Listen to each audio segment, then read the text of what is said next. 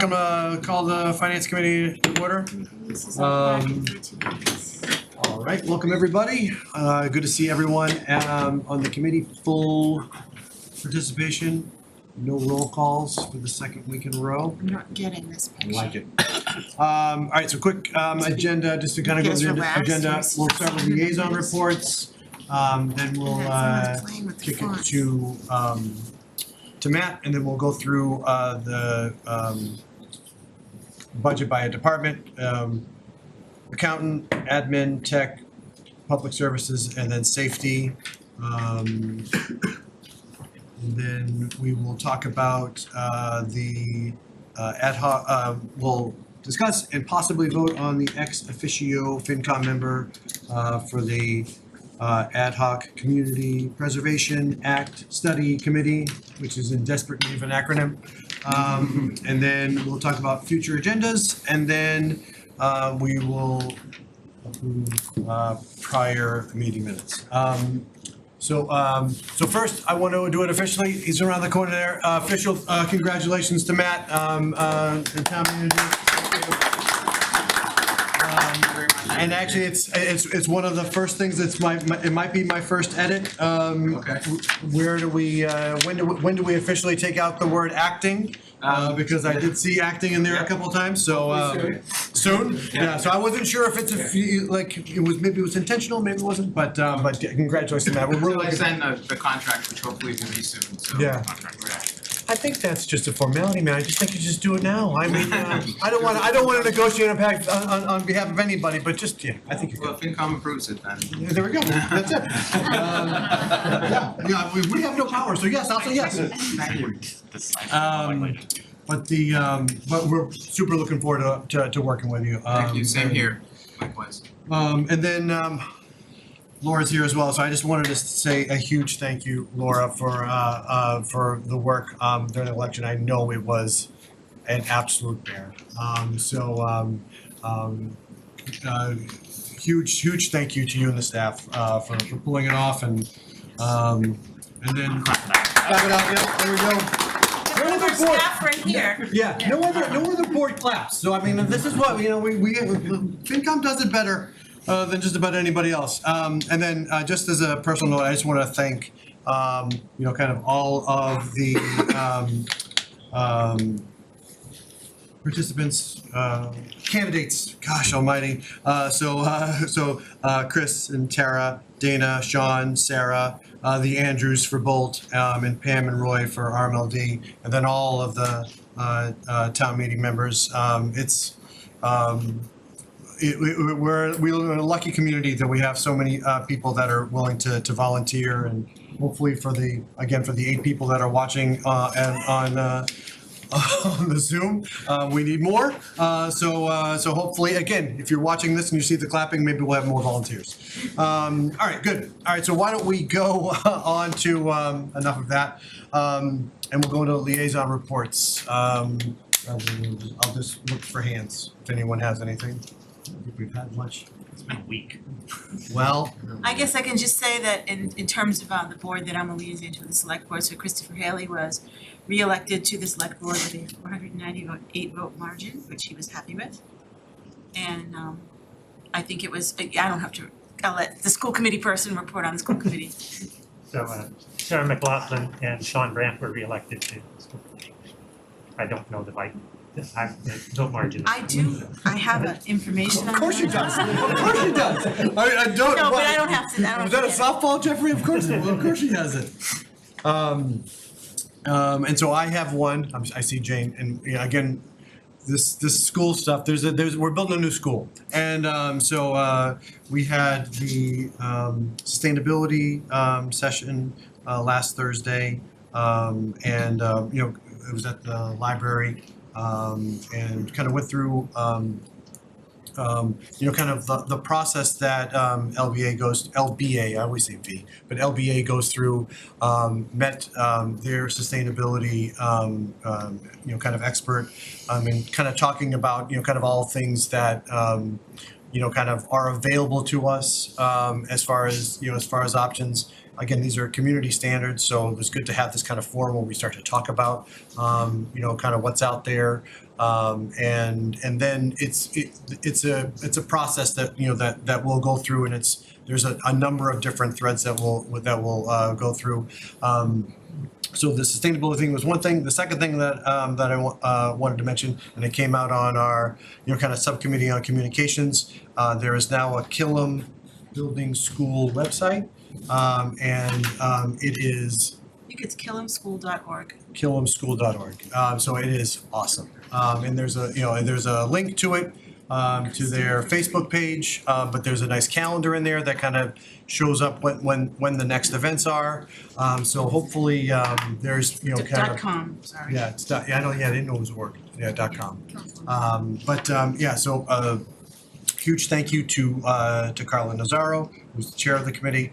She worked kind of tirelessly on the website. Chris Haley actually did a lot of work with it, so a huge thank you to him as well. Saved us money. Saved us money. And that's saving the money too, by the way. It's there was definitely a part of it for the website, but there's also a huge savings because we're leveraging staff.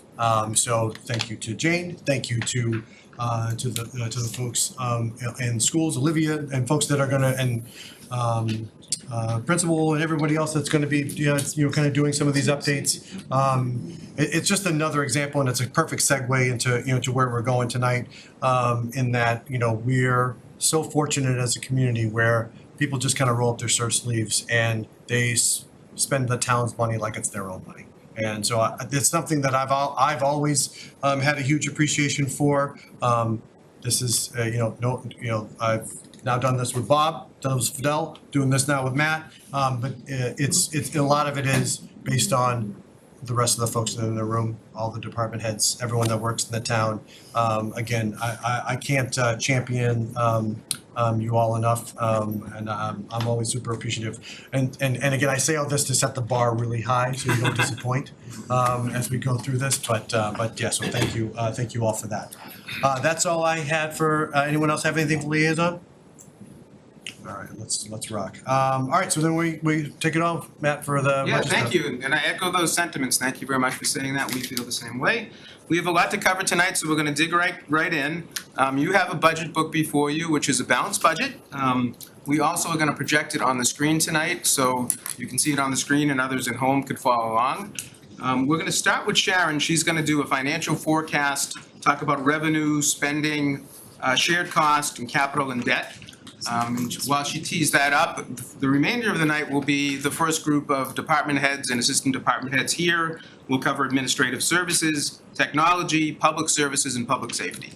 They really are the experts on their own budget, so feel free to ask them questions. I told them tonight's more about your questions and getting those answers for them. So I'm gonna, I think, send it over to Sharon, who has a little bit of a slideshow up there for us. Page 15 of the budget book that you have is where most of her information will be found, and I think she also has a few slides to share. So Sharon, can you hear us? Yes, Okay, so I'm going to turn it over to you. Thank you. thanks, Matt. So I'm going to start by reviewing a lot of information that we kind of reviewed at the first financial forum, and point out some things that had changed since that forum. So in the CFO's recommended revenues, you can see the summary of our revenues. Property taxes up 1.8, and we had discussed that that's very low. Our norm is like 3.2, 3.3. And that looks low because in there is the excluded debt that fell off for the school. So I think it's Wood End and the high school, the final debt payment was made to it. It just makes this look artificially low, because that excluded debt, once the excluded debt is paid off, you don't charge the residents that money anymore. So it just looks a little funky. Local revenues up 16.3. There's a change in there. I'll highlight it when we get to the financial forecast. State aid 2.5, transfers 3.7, and free cash at 29.9. And then we also show the share of the budget. So you can see that 72% of our budget is property taxes. 9% for local revenues, 13% for state aid, 4% for transfers, and 3% for free cash. Down here, we see the actual new growth numbers, and we were trending upwards for quite some time and then hit a peak and went down in fiscal '24, probably due to inflation. In order to project this for next year, we went with a 10-year average of 900,000, being optimistic that things would start to rebound. We'll see. And then it gives you a little kind of overview of kind of the bigger hitters in the different divisions: local revenues, motor vehicle excise, charges for services, meals tax, and of course, interest earnings, which is much, much higher than we had. Well, not much higher, but higher than what we had seen at Financial Forum. And I'll show you the numbers when we get to the financial forecast in detail. But one of the leading causes of that was some accommodated costs that we got higher than expected increases. So I had to adjust interest earnings because that's where we have a lot of buffer in order to capture the extra, primarily in retirement assessments. So retirement assessment was at 8.3% based on a vote that they had in June. But when they finally gave us the report from the actuary broken out by fund, it disproportionately hit the general fund. So the general fund was going up like 16.8%. And so that interest earnings is now up at $2 million because I had to add like $500,000 to it to pick up that extra 8% that we weren't expecting. Intergovernment revenues is your state aid. We have the agreement with FinCom that we budgeted at 2.5% because we never know what the state aid is going to be when we're building the budget. And FinCom agrees that if we have any real significant shortfall, that they would support the use of free cash to make up that shortfall. 4.4% for transfers. That would include our overlay surplus, our RMLD bottom line, or below the line payment, they call it, our earnings distribution. And those are pretty stable, but those are the ones that increase. The RMLD earnings distribution is the one that's more likely to increase than, say, the overlay or the cemetery support. This slide is just kind of an estimate of our free cash projected out, but actuals and then fiscal 24 and fiscal 25 are projected using some conservative estimates. But the blue is actually our free cash levels and the red is our 7% minimum. So even using a very conservative 2.5% or $2.5 million regeneration, we stay well above our minimum. Here's our financial forecast. So Sharon, just to stop on the because I'm a picture guy. Back to that chart, and I don't think we've talked about this. You know, kind of in the context of our reserve, and I'm just kind of looking at I know we've had a kind of concerted effort to use free cash, and you know, and it's been intentional, but there's no mistaking the trend in the blue bars. And so the question that I have, and it's probably something unfair to get an answer for now, but as we start to approach our the reserve levels, the floor, if you will, when we were in the position of starting to look at an override, and I hate to say the O word because then the arrows start to come out, and I'm going to keep my head down for people in the room. Like how long or how close did we get to that, or for how long did we get to that before we started to seriously start to consider looking at an override? I guess that's the kind of the question that I want to prepare for for us. So that is a hard question to answer. I will say that when we asked for the override, I think it was in 2018, the amount that we asked for was supposed to get us through 5 years, and that was 2018. So we're in 2024 right now. So it's lasted us longer than 5 years. We are using a larger amount of free cash than I've ever seen used for the operating budget, but we are regenerating at those levels. Last year, we spent $6.5 million of free cash because we had the $2.2 million in there for Killam, plus the support of the operating budget and then other uses. And we regenerated $6 million. So free cash only went down by, 500,000, even though we had very significant use. our average is well above $4 million every year, but we are up there right now at $4 million. So it definitely is a thought in my mind, like, geez, how soon should we be asking for an override? But also keeping in mind the $4.26 million that we're using this year, 700,000 of it is for capital, and that ends in fiscal 25. So we'll be back down to, you know, the baseline being 3.56, and then whatever extra we need to get an operating budget that seems appropriate. So that's the other thing. I look at the number, I see the $4 million, and that's higher than I've ever seen, but we are also building in every year this 700,000 extra for capital that we've been doing since the pandemic. And we asked to extend that out because inflation has really hit us hard, and we wanted to keep our capital going on the timeline that we were expecting. So I don't have in fiscal 26 that extra 700,000, so that will help us when we're building the fiscal 26 budget. But I have the same concerns. Like, well, if we continue to regenerate at such high levels and free cash doesn't go down that much, then maybe we have a few years. It's all dependent on what the regeneration looks like. Yeah, I mean, I'm just, you know, kind of, again, cautious of it, you know, from the standpoint that, you know, that's a big thing to go to the voters, and we're already gonna be looking at going to the voters for some stuff for some other, you know, kind of capital projects, you know, that are ahead of us. And I think it's wise for us as a community to make sure that we're, you know, not just talking about the very next thing, but that we're also talking about it in, you know, in a time increment that is respectful, you know, for someone that's, you know, that's looking at that and trying to make decisions as far as what's going to come next, and you know, and things of that nature. So I definitely, you know, kind of appreciate that, you know, that bit of it, and maybe this is something, Sharon, and maybe for you, Matt, as you know, like, because as we start to look at, you know, other changes that are going to, like, kind of keep the budget at a certain level, you know, where it rises, where we start to forecast it, where and just, I think that would just be something that would be good for us to talk through as we kind of go along. But I don't know if anyone has anything to add on that. I thought I saw that hand, Joe. Yeah, go ahead. Sorry. No, just kind of building on some of the stuff you said, but like the other thing, Sharon, you've always pointed out is that I think you said, like, we ideally want like 10 to 12% of reserves to maintain like our AAA bond rating, and I don't think it hurts to remind people. Double of it, digits for sure. 10% and up is an area where I'd like to keep it, to feel that we're secure in keeping our AAA rating. Thanks, Joe, for bringing that up. Cool. Sorry, Sharon. I didn't mean to kind of take us off on a tangent there. Thank you for answering that. Moving on.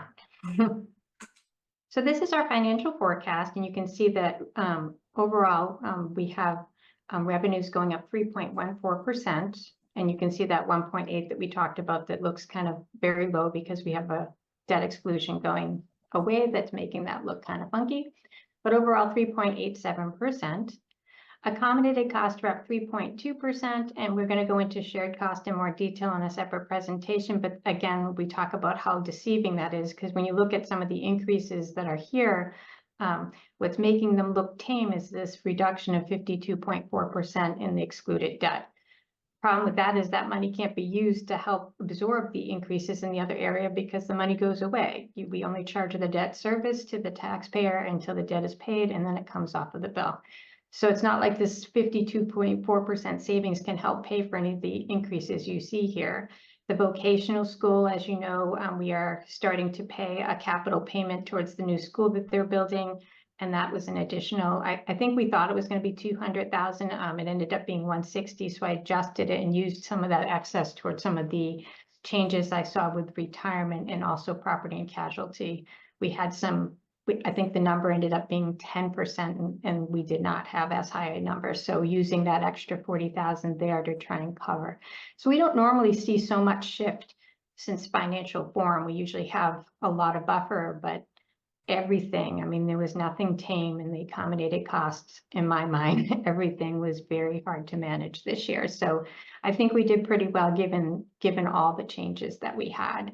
The other thing that you see here that you won't see going forward based on The comment that we had last week from Tom Wise is that community priorities for 150,000. He said after fiscal 26, they won't need that anymore, and that will help us in future years. The other thing to keep in mind too is our retirement assessment is scheduled to be fully funded by 2031. So that's going to be an infusion into the, if we can hold on that long, most of, some of that money would need to be redirected towards OPEB. It could help the operating budget to avoid an override if we can wait that long, if regeneration keeps it at good levels where we continue to use it to support the operating budget and still have the levels that we desire. Down here, you can see I had to bring interest earnings up to 1.99. I think it was about 500 or 550,000 lower last time we spoke. And as I mentioned, that increase had to be made to absorb that unexpected increase in the retirement assessment. The 8.3% was there, but when the numbers were broken out by fund, it was actually 16.8% for the general fund. So that was 500,000 I had to find. But even with this number here, it's still pretty conservative because we are well past this number now in the fiscal year. I mean, we're over by quite a bit. So I feel like it gives us less buffer here to play with, but it's certainly not dangerous, I don't think.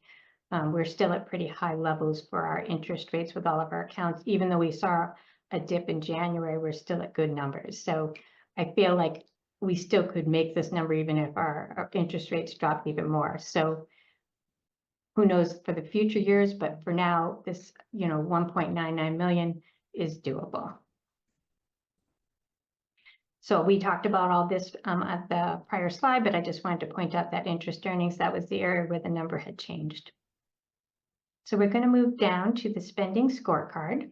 This is how we vote the budget at town meeting, and this is what you'll vote when we're all done, the different line items. The shared cost is up 2.3%, and that includes benefits, capital, debt service, vocational schools, and FinCom reserves. Shared costs are actually part of accommodated costs, but they're the costs that actually get voted on a separate line. Some of our accommodated costs are built into these numbers for the departments. So for instance, property and casualty insurance is an accommodated cost, and it's included in the administrative services budget. Utilities is a cost, and it's included in the facilities budget. So that accommodated cost is built into some of these departments. These lines here for total shared cost are the ones that are voted by themselves, not within a department. Just to clear that up, I think that I realized there was some confusion about that. Thought that would be useful to mention. So we see our operating budget for the town going up 4.5%, and we had a 4% operating budget, and that's why. Within that 4.5% is accommodated costs that are within departments. And there's several departments that have that, Public Works has fuel for the cars, like I said, facilities has utilities. So there's a lot of different things, but capital sits by itself. So it's the capital costs are not in there. The school department is up 4.3%. That's over the 4% because we have an accommodated cost for out of district special ed that is built in there. So overall, we have a grand total budget for the general fund of 124,6725, a 3.8% increase. Down here, we have our water, sewer, stormwater funds. We did have a reduction in the water fund, and that has to do with the fact that we needed less capital in this year. And so it's going down a little bit. Sewer has more capital going on, as well as stormwater, which makes stormwater look very funky. But I think there's a truck that we're splitting between sewer and stormwater, an expensive truck. I want to say like 700,000, and that's built in here. Water, sewer, storm, all of those are bottom lines, so they don't have separate lines for salary or expense or capital. It's all just bottom line. So that's why you only see one number. PEG is our public education governmental. This is money that comes in from the local cable providers, so Comcast and Verizon. So for every subscriber in Reading, we get a certain amount, and we're to use that amount to do education for public access, as well as broadcast our governmental meetings. And so we utilize RCTV to do those services. And this number has gone down quite a bit. We had it at 622 last year, and it's down to 539 based on receipts that we have been receiving. Both Verizon and Comcast had an arrangement to pay an additional capital charge through a certain year, and both of those have stopped happening. So the capital charge is the reason why those are going down. Plus, there's a fair amount of people who no longer subscribe to cable. So this is one of those areas where there's some concern about, you know, how does RCTV continue to provide if this continues to go down? And then Sharon, hold on, Aaron's got a question for you. Yeah, well, it's actually, thank you, Ed, it's just related to the RCTV, and I guess it's something I've always wondered. So the town of Reading pays entirely for RCTV? Is that accurate? so we don't, I guess what I'd say is the money comes into Reading from our subscribe, so Comcast and Verizon pay us per subscriber within Reading. That money comes into us so that we can provide public access education and governmental broadcasting. And we utilize RCTV for that. So all the funding that comes in, we kind of just give to RCTV to run their operation and do the meetings that we need and the education over at the school department. Okay. Yeah, because I know our We RCTV, could have a department within our town to do it, but we've always used RCTV. So- So we have to provide those services with the money. so the RCTV board, like, I don't even know what RCTV is. The RCTV board oversees RCTV, like they rent the space and have run classes. So does that include the Reading Post too? Is that part of RCTV? The Reading Post, Like their website? I don't think so. No, well, they're a nonprofit mostly, so. Okay. They're funded through these license agreements that we enter into with carriers, but they do their own fundraising. Their board is a nonprofit board. They're set up as a nonprofit, so, but they are largely funded through Verizon and Comcast. Yeah, people have asked me, oh, does the town of Reading run those or pay for No. those? And I said, I think we just route the money. Right. Yeah, not really. We don't, they're a nonprofit, Okay, so. thanks. Yeah, some communities do run the program. Program, we do not. We have RCT running it, and the money that we use is not taxpayer dollars, but money that's coming in from Verizon and Comcast. And Comcast don't have to pay for that. Thanks. That was, So the last enterprise fund that I want to mention here is the 37,000 for landfill. That's pretty much like a performance deposit that gets paid by the developer who developed Walker's Brook Drive, where the landfill was. We used to have more liability as it relates to that landfill, and as time moves on, what their requirement is, because there was a landfill there, every year they have to pay us $37,000. We hold it on deposit, and then they have to prove to us that they've done the monitoring, and then we pay them, we give them whatever the amount is out of the deposit they gave us. So we used to do this kind of as a pass-through, and years ago we had to start appropriating it. That DOR wanted to see it appropriated, and so that's why you see it here. So the next section is shared cost. And I'm gonna- Ed, could I ask a question? This is Karen. No, you can't, Karen. Of course you can, Well, Karen. Okay, thank you, Mr. Chair. I just wanted to ask a quick, go back to Peg before we went on to the next section. So this is a recent change where, I should say within the last 10 years that the carrier funds come to the town and then go back to RCTV. Does RCTV provide us with balance sheets, et cetera, to show how they're planning for the future and how this is impacting them? Yeah, they provide us a budget, but they're a separate organization, so they're not required to provide much. They provide their financial statements, their budget, and I can go to their, board meetings and their audit committee meeting and all of that, but they're not part of the town. The reason this is appropriated is the funds are viewed as coming to the town, not to RCTV. So we have to do an appropriation to send them to RCTV for the services that they need to be used for. Yep, understood. Could we, would you be willing to share the most recent budget information you have? I don't know if the finance committee wants it. I'd love to take a look at it. I can provide it in the packet for next week's meeting if you'd like. Yeah, that would be great. I don't And then- think I have it handy right now. Yeah, I don't no, think no. I have it yet, so. Definitely didn't expect that. And then you mentioned another charge that went away. Was that a contractual charge or was that a state mandated charge that disappeared? So years ago, Matt Granella sat with the two cable providers, Comcast and Verizon, and negotiated that they pay on top of their normal per subscriber amount, an amount to help RCTV with the capital cost to providing this education and also broadcasting governmental meetings. And so for so many years, they had to pay like 32,500 each year. And then that ended in the last couple of years. So you see this, I think Verizon falls off and then Comcast runs out of capital, like they don't have to pay it anymore. And that's what's causing these reductions, is that the capital was only for a certain period of time in the contract and they no longer are required. They did both licenses, so they got the money Yeah. quicker, but then it doesn't run through the term of the license, so, but that's, RCTV was happy with that because they got the, the money quicker. Yeah, no, and the reason I'm asking is because I don't know when our next license renegotiation will be, and I don't foresee this amount per cable subscriber going up in the future. So to Mary Ann's questions, just kind of, clearly the services we need from RCTV, the demand is growing, but their financing is going down. So that's why. Sounds like we need a campaign to keep people plugged in and not to unplug. That's my takeaway. So that would be one alternative. Thank you. All right. Thank you.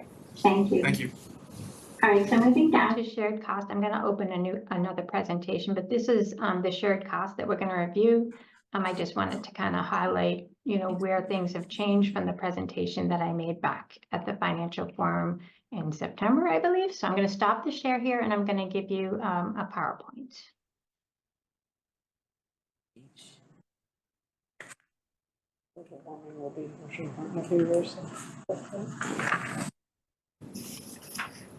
Do you see the screen? Sure do.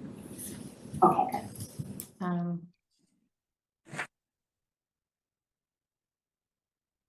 Okay, I got to switch it. It's on the wrong one. Jackie, this is the one you sent us today, right? Or yesterday?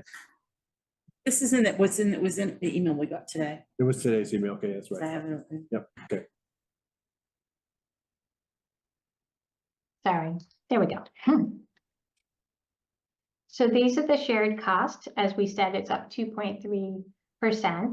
8.1% is benefits, 3.3% is capital. The debt is going down, and that's largely to do with the excluded debt going away, a reduction of 20.6%. Vocational schools are up 21.7%, and that's because of that 160,000 extra that we're paying for capital for the building of the new building, and then our FinCom reserves. I'm going to keep moving you guys away from the numbers so I can see them myself. All right. So this is a detail of the employee and retiree benefits, 8.1%. And you can see that one of the bigger hitters here is the 16.8%. And so pension is where we get the largest amount here. But I also had some issues with health insurance. So we recently received an actual rate for next year, and the rate that we have is lower.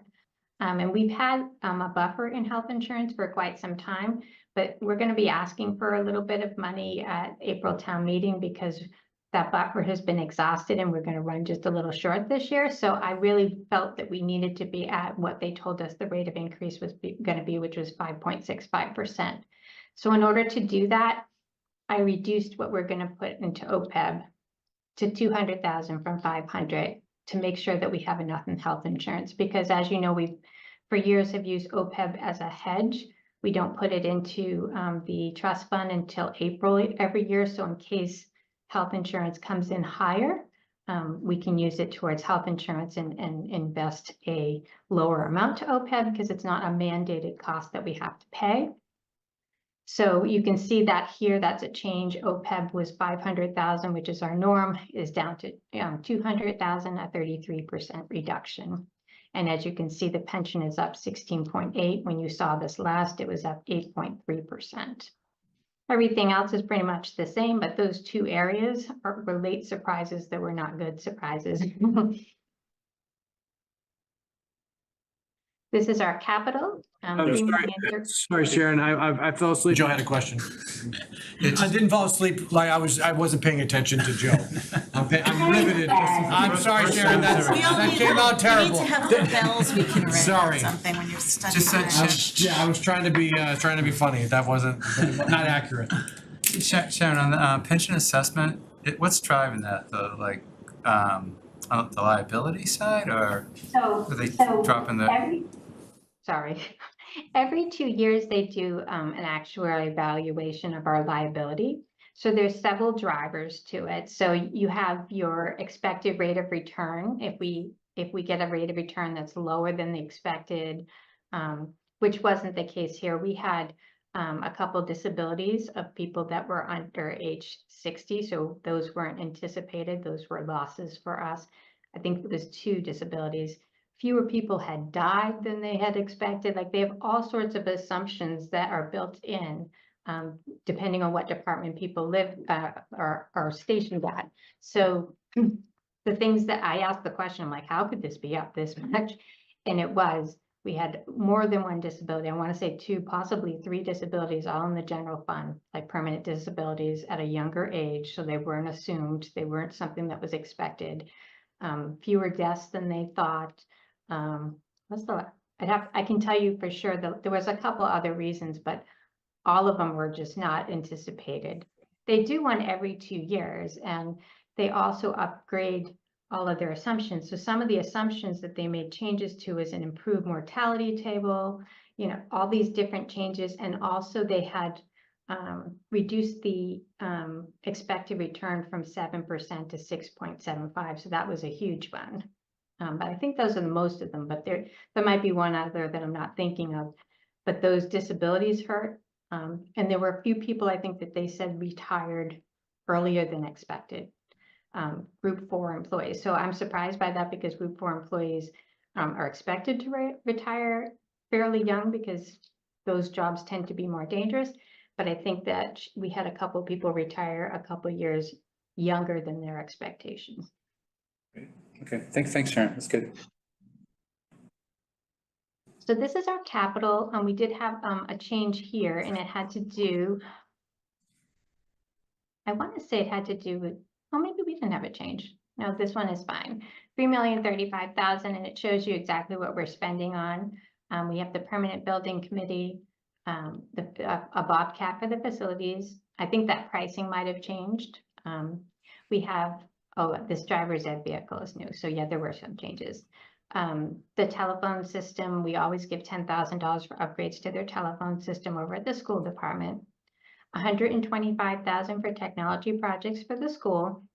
This was not here before, but before Susan Botan had left, she had told me that she was going to try and use money in a revolving fund to replace the adult ed revolving fund to buy a driver's ed vehicle. And so I had pushed it out in the capital plan. And then when I met with the department heads, I learned that they never replaced the vehicle, and that the vehicle really needed to be replaced soon. So we had to kind of rearrange things so that we could get this driver's ed vehicle. So I think facilities had another truck that I moved out, and I moved up the driver's ed vehicle. Then technology, we have $100,000 for technology projects within the town. The other change I saw was the computer aided dispatch for public safety. We had that at $400,000 when we sat in preparation of April town meeting. We learned that it's going to be higher, up by $55,000. So again, I had to shift things a bit to include that. You'll see those changes when we go over the warrant, what I moved in and out to make these things happen. And then they needed an unmarked vehicle of $50,000. We had to gotten an earmark from the state, and then we didn't end up getting the earmark. So I don't know what happened there. So they needed to add a vehicle that they had taken off because they thought an earmark was going to pay for it. We have a passenger car for the cemetery department for $45,000, highway pickup truck for $80,000. The DPW has a blower unit for the loader, pretty expensive at $250,000. Fence improvements, Birch Meadow, we have parking lots, sidewalks, and walkways at $215,000. We have field playground and court improvements at 100,000. The rock wall repair program at 100,000, 50,000 for parking lot improvements, 100,000 for sidewalk, curb, and pedestrian safety, 100,000 for skim coating, and then 600,000 that we agreed on a couple of years ago to pave Lowell Street, in addition to the 425 that we had already built into the capital plan. Can I ask a quick question, Mr. Chair? Of course. Did I miss, what was $50,000 for the permanent building committee for? That's always there. It's in case the permanent building committee needs to do any work to understand like what needs, what might be needed at a building, or determines, what they need to, what their next steps might be. Very rarely do they use the money, but we always make sure that we have money for them in case anything should come up and they're consulted. Okay, that's a big number. Okay, thank you. But it's been that, I mean, but like I said, they very, very rarely use it. Right, right. But I think it's a big number just in case it's something extensive that they need to have consulting on.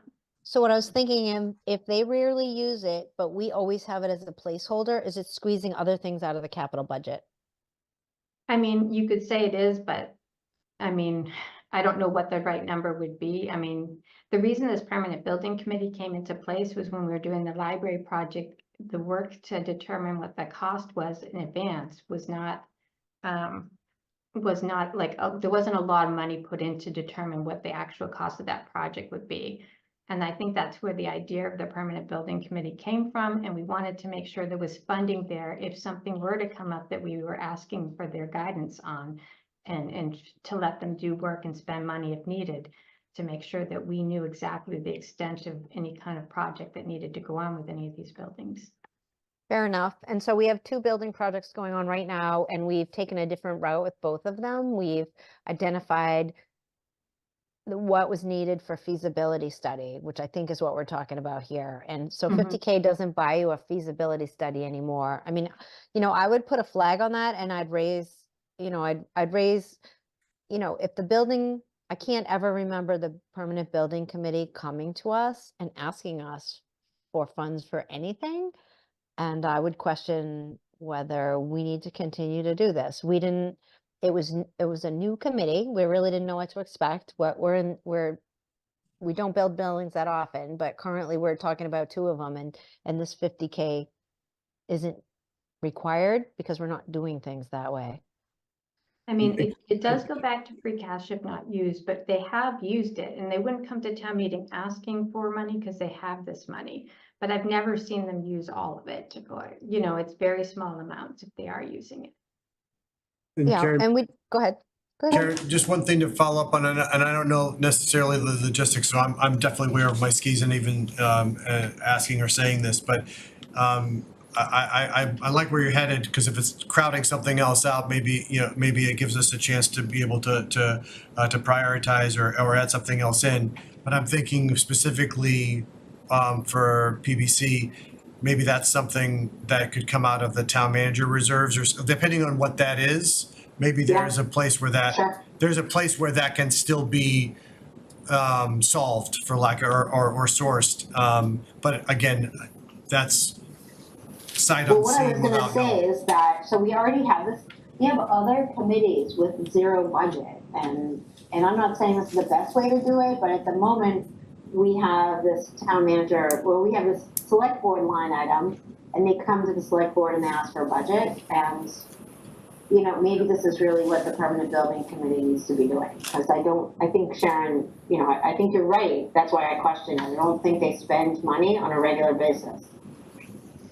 They don't. I think the reason the number is so high is because if something were to go on that's maybe an emergency, that would cost a little. I mean, obviously it's not buying us a feasibility study for sure, but it gets them involved in the conversation about, what are our options when something's going on.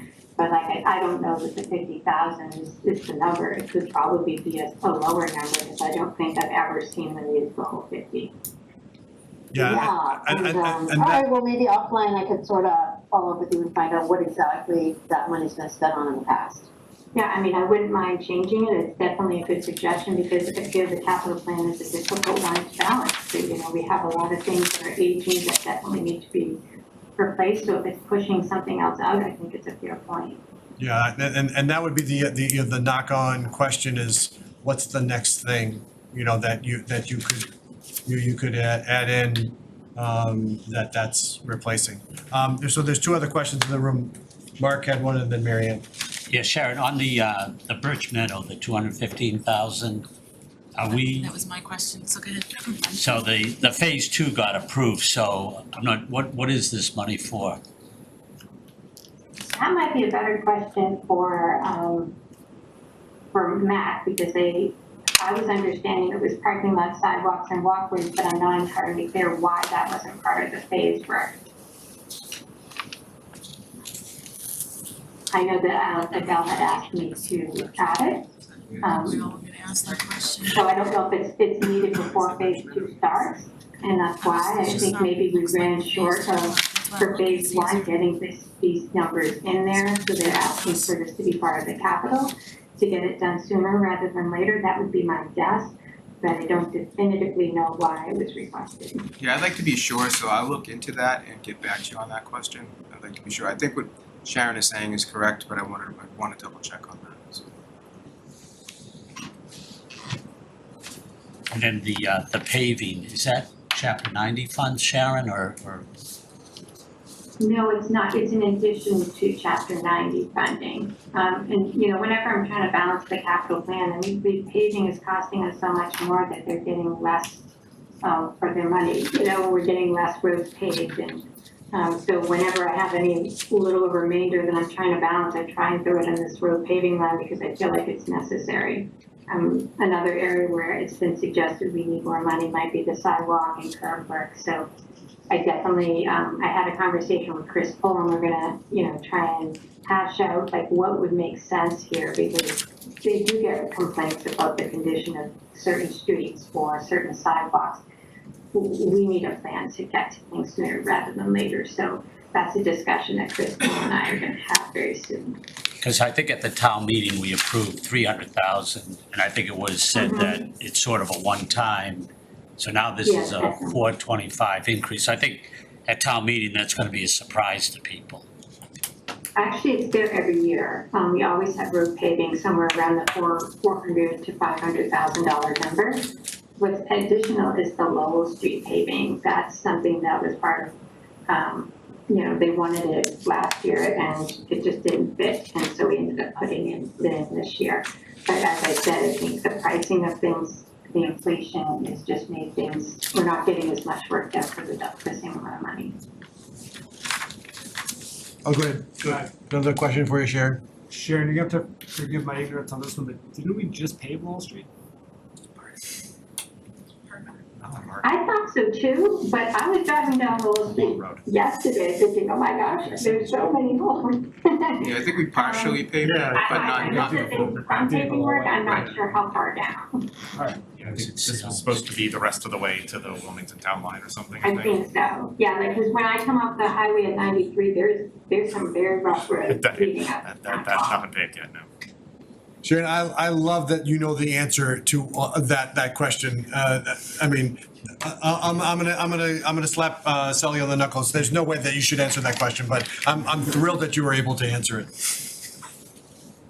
Great. Would you like me to move on? Please. So this is our debt service. I think I did move this, so I can do the numbers myself. You can see that there's a reduction of 20.6%. And that is because of the excluded debt. We show how much we have within the levy. That 4.8 is a little over $3.5 million.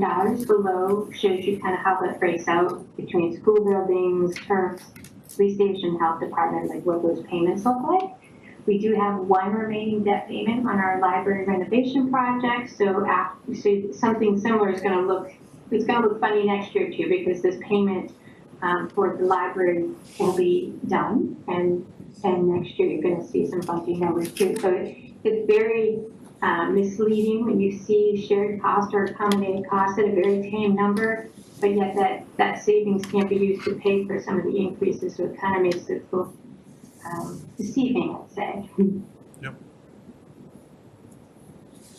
The vocational schools up 21.7%, and we, as we spoke of, 160 of that is the capital charge for Northeast Metropolitan Regional Vocational High School. And I think next year that will be over 200,000, but the project, this is our first capital payment. FinCom reserves remain the same at 200,000. Any questions? First year, that was awesome. Thanks again for putting all this together. Any questions from anybody on the committee? You might have exhausted all of them while you're in I'm the. sorry, I didn't mean to bore anyone.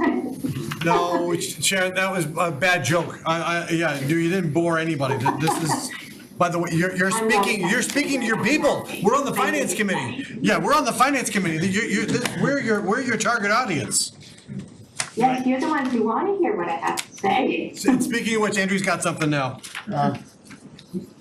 I know Sharon might not know this, but one thing that caught my eye was in the accommodated cost energy line, there is an increase in natural gas from up to 30%. So it went from Yes. 676 to 878. That's like. I do know what that is. She does know that one. I knew she would. Okay. Yep. We had to renew our contract for natural gas and it went up 30%. So that was anticipated, that was there at the first financial forum. But as I said, this was a hard budget to build because there were so many surprises and things, late information after we'd already had our financial forum and thought we had everything in place. To have Benefits go up more than we expected, to have the retirement assessment be a lot more than expected, to have property casualty come in after at 10%. I mean, 10% is not a number that we normally would put unless we had information to point to that. So getting late information made things much more difficult this year. So I will definitely be drilling at people to get, if there's going to be a number higher than what I have, to find out sooner rather than later. So I'm not changing this on you late. But it didn't change anything. I just kind of moved things around to make it work. And then obviously the retirement assessment was such a big change. I needed to actually increase my my projection for interest income. But as you know, last year we got over $2 million of regeneration from interest income. So I think we're still safe, but I liked having that little buffer there because I don't know how long interest rates are going to stay up. Yep. Segue from how much changed since the financial forum. Could you please share an updated copy of the FY25 financial forecast with the committee? I was looking for my copy, and my copy is from, I think you shared that with us at the financial forum, but as you said, a few things have changed.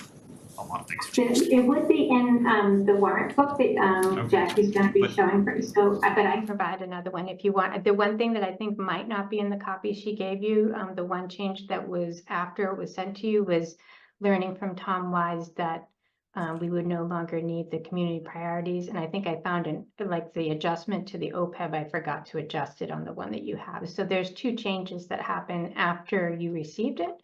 So I certainly can provide an updated version for everyone. It's just, I find it easy to, it's nice to work with it as a spreadsheet sometimes, so. Absolutely, I agree.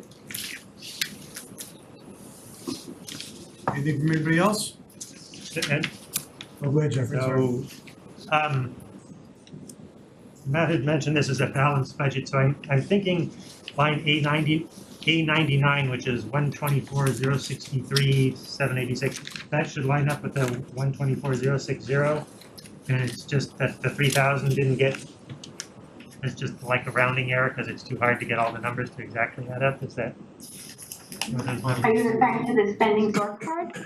Yeah, the spending scorecard has the total, including the voted general funds and the state assessments of 124,060,725. And that's supposed to line up with the A99 revenues. So you're saying it's off 3,000? Yeah. I'll check into that. 3,000 I hadn't is- used that. It could be a version issue. Like I said, some things went out and changes were made after they went out, so.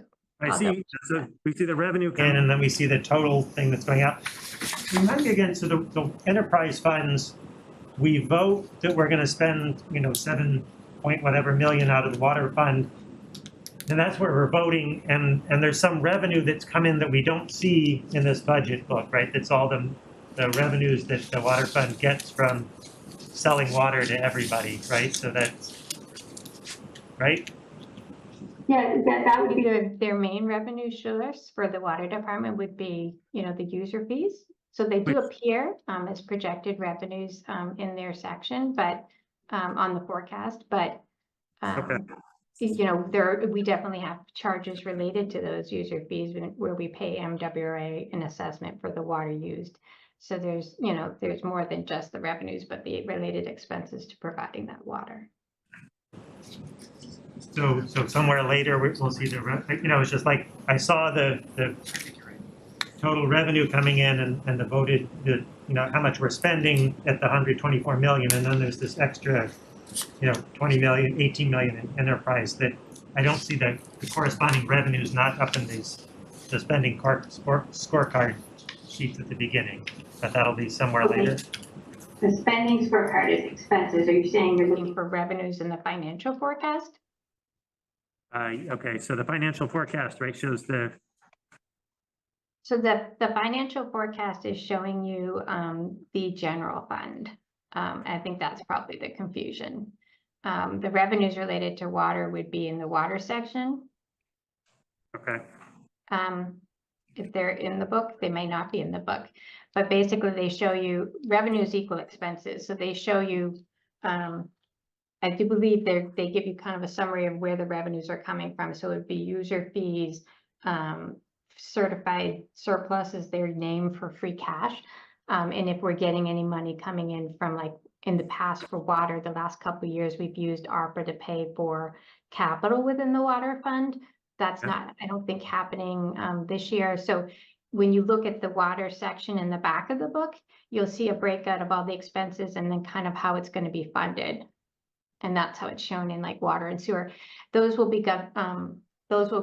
next week, I think DPW is presenting, and that section is part of Public Works. The reason I went over the enterprise funds is to go over the spending scorecard, but also there isn't anybody that actually presents PEG and landfill because they're not part of DPW. So I figured I would get to those and explain those while we're looking at the spending scorecard because they're such small pieces. The detail between the water, sewer, and stormwater will be discussed as part of the Public Works budget. okay, thank you. Thanks again, Sharon. Thank you. Thank you, Sharon. Sharon's gonna stay on if there's any other questions, but we're gonna move on to the department budgets. Thank you, Sharon. Sharon was very instrumental in completing this budget. As everybody knows, it was started by Fidel, the process, and she really got us through the home stretch, so thank you, along with many other staff members that I'll mention as well. So we're gonna start on page 31, that's the administrative services budget. That's one of my old departments. And I thought what I'd do is bring up the assistant department heads and division heads to just tell you a little bit about changes in their budget and answer any questions. And that way you see a few new faces as well. So Jane Wellman is our director of operations, and she's gonna talk about operations and a couple items in the town manager's budget that she manages, so. Jane? Hello, I'll be brief and you can have questions if you might. Ed knows I can be brief. Yes. So if you want to take a look at pages 33 and 34, this is the operations department division budget. This is a level services budget for FY25. There's no new staffing. You will see an expenses increase. That is for postage, $18,000. That is due to elections. So some of these costs are reimbursable, but we always present them so for full transparency, and so we're always able to pay those costs. I want to move you to the town manager budget. First, does anybody have any questions about what operations does? No, okay, good. This is fascinating, and I'm happy to talk about it anytime. So it's risk, and we're going to talk a little bit about risk in a minute, communications, and we do all the procurement as well, centralized procurement for the town. Looking at the town manager's office budget, that is also, there's no There's no changes in the number of FTEs. What you're going to see here, and Sharon mentioned it earlier, is a 10% increase in property and casualty insurance. This is an area that we're watching closely. It's part of what risk management does. It's a concern that I have. What we're seeing driving these costs are not so much our loss ratios in Reading. It's mainly what's happening in the property casualty market. We're seeing lots of convective storms. So damage to property due to these storms, and there's many more of them. So these are high winds, lightning strikes, power surges, and so forth, torrential rainfall. Rainfall's been an issue, particularly last summer. Aging infrastructure, so when you talk about investments in infrastructure, that is an investment in reducing our premiums over time. And then volatility in the reinsurance market. So those are the things that are driving our property and casualty insurance, and it's not unique to Reading at all. So where do those property and casualty show up in the, it should be the division expenses, right? They show up in accommodated costs and on the town manager's Okay. budget, so it is on page. You're talking about it, but it's in his, Yep, okay, that's correct. Well, because I'm presenting the town manager piece. okay. And so this is on that part. page 40 under P&C insurance, 89,700. Okay. Other questions? Good, Oh, Joe. just quickly, I'm sure you thought about this, but for the property and casualty? Yeah. Is that something like we periodically review, like as part of procurement, like negotiate and all that good stuff? Do we put it out to bid to reinsure? We Yeah. have not done that. Maya is a great partner, and it is through the MMA, so they're the primary insurer for most municipalities. So it's something that could be done, but it's not like GIC and health Auto insurance and insurance, something. Yeah, so exactly. it's pretty They do our property casualty, they do our insurance, they do our public officials liability insurance, they do our workers' comp. I do not the workers' comp, that is Sean Donahue and HR, but all the other lines come through operations. Okay. And we do review it every year, and we push back on them, and we don't just say, okay, fine, 10% is great, that's not how it works. So we're very careful with that. Right, thank you. Thanks, Gene. Vicky, you have a question, sorry. Joe, let's do Mr. Shanty, sorry. No, I'm right here. Sorry, I love a Questions question. are welcome all night. I'm all. Yeah, no, this was, and actually, I think, actually, one of my questions will be about the select board, so maybe Karen can answer instead of asking. But she alluded to the town manager reserves and select board funds that are here, and I said they're not changing, but I am curious, are those usually spent? How are they usually spent? Is there a, The town manager reserve fund is at the, Well, you're talking about the select board item? I'm curious about He said both. Okay, okay. They're similarly shaped and they're on the same table, so I know and I'm curious about both because both are sort of, I mean, they're small and intended for flexibility, I understand. so previously, the select board reserve was allocated to a couple of different committees and so forth that weren't spending that money. So, or they sometimes needed it, but sometimes didn't, but we were allocating it in a sort of in a minutia level. So, a previous town manager, I think it was Mr. LeLacheur, decided to kind of combine those costs and then ask those committees to come before the board and request those funds. So there was a transparency process that happened with that, so that's what that was about. And the town manager reserve fund is at the discretion of the town manager, so I have no comment. It's just for incidentals, things like that. I think there's 20,000 in it, so things that come up that have just, that are something that may not be anticipated, and, I can give you examples later if you want, but that's all. Just curious how it ends up getting spent, or if it ends up going back to free cash, that's cool too, obviously. It would if it wasn't spent, but I think usually most of it is spent on, I can give you the breakdown. Okay, thank you. Thanks. So I think we could move on to human resources. So Sean Donahue is our human resources director. That budget could be found on page 35. So come on up, Sean. Hello, I thought Jane was brief, wouldn't even remember me. So HR, we are a 3-person division of administrative services. You'll see that there's only 2 positions that look funded out of this. The third one is actually on page, I believe it's 34 under support staff for operations. It's just a way that we've done budgeting in the past for support staff in the town. We are looking for general increases in line with our compensation plan that we have in place.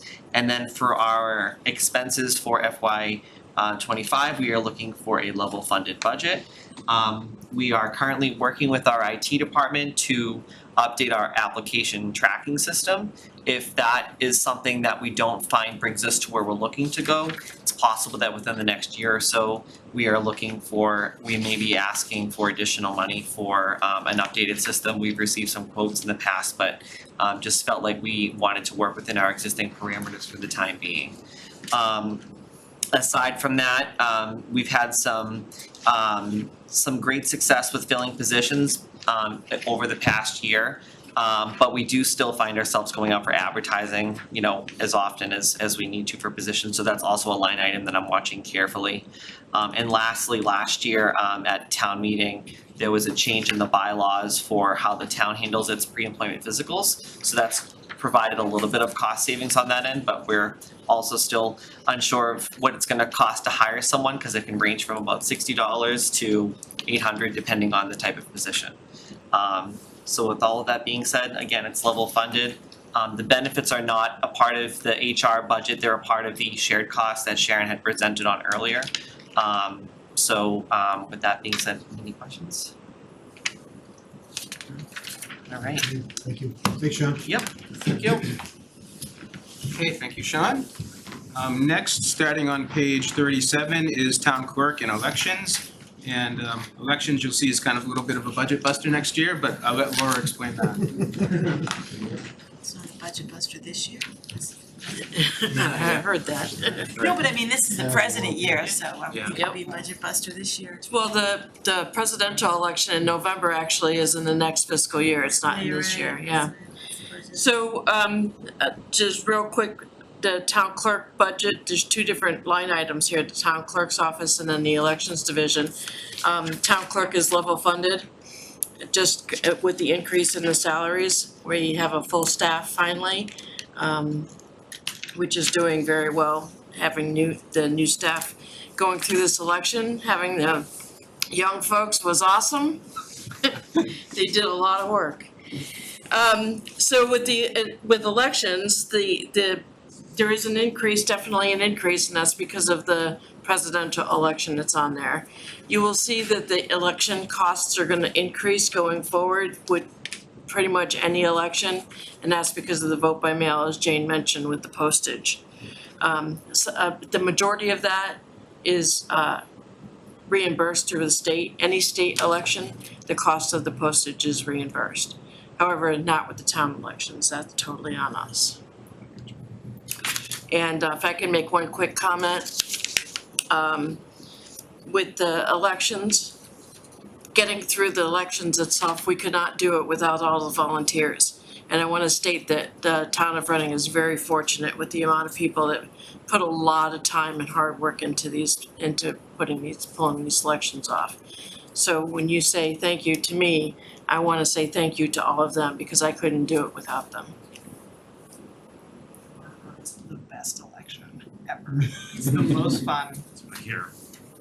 Take a vacation day to work 19 hours for Laura. That's how good it is. So. And that's why, and we have a lot of folks that do that, and that's why we're able to be successful. Is that why we have so many of them? Doing so well? Sorry. You have to be a volunteer. I actually do have a question about numbers of elections, because we have, obviously there's, we're now anticipating another election during this fiscal year. I assume we'll have to ask about that at town meeting. Yeah, we're gonna have to definitely go Yeah, back set aside money for from. that. And then, I know there is at least a chance of, an election at the end of next fiscal year, if we decide to, put a debt exclusion or two in front of the voters. That's probably not in here yet. That's correct, it's not. Thanks. Sorry, I love getting to applaud you. I'm sorry I'm getting so many chances. Thank you. I just had a question. Oh, go ahead, Mary, sorry. Does the cost of town meeting come into this too? Yes, it's, So, cause we may need to have a special town meeting as well, yes. right? To So get the big- MBTA communities on.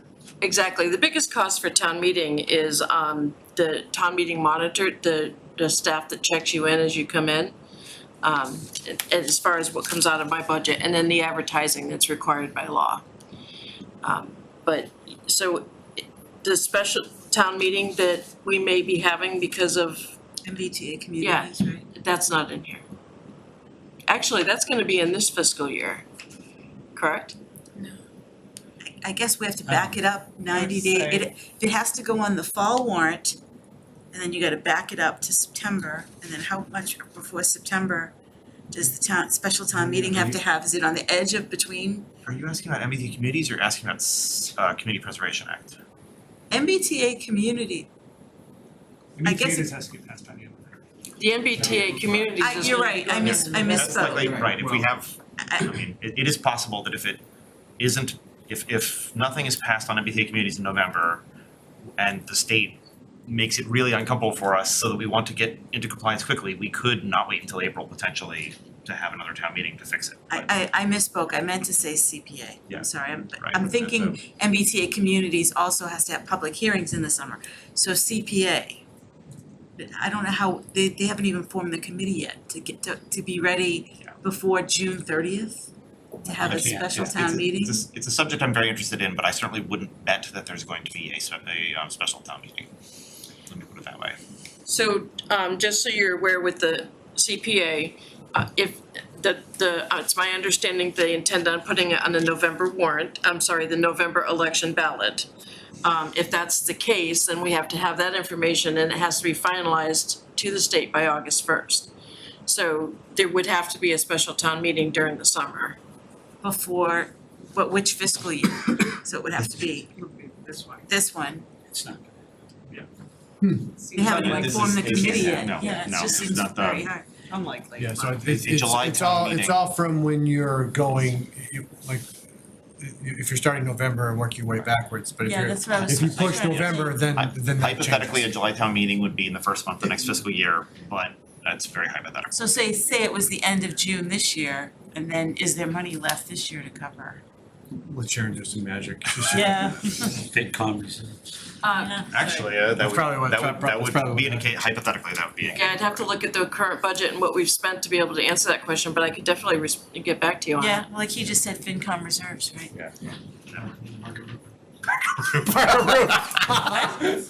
Sorry, thank you, yeah. Parker roof, yeah. I love it, Alright. thank you. Any other questions? No, thanks, that was all. Actually, Joe, of course, Joe's got another one. Sorry, we have to ask every time the numbers are really different from other numbers next to them. FY '23 actual was way over budget. Was that recounts or was that something else? That was the recount. Okay, cool. Checking, making sure. I know why it went down again. The election budget fluctuates every year depending on where we are with elections and Yeah. the recount, definitely raised it up a little bit. And then also the cost of the vote by mail.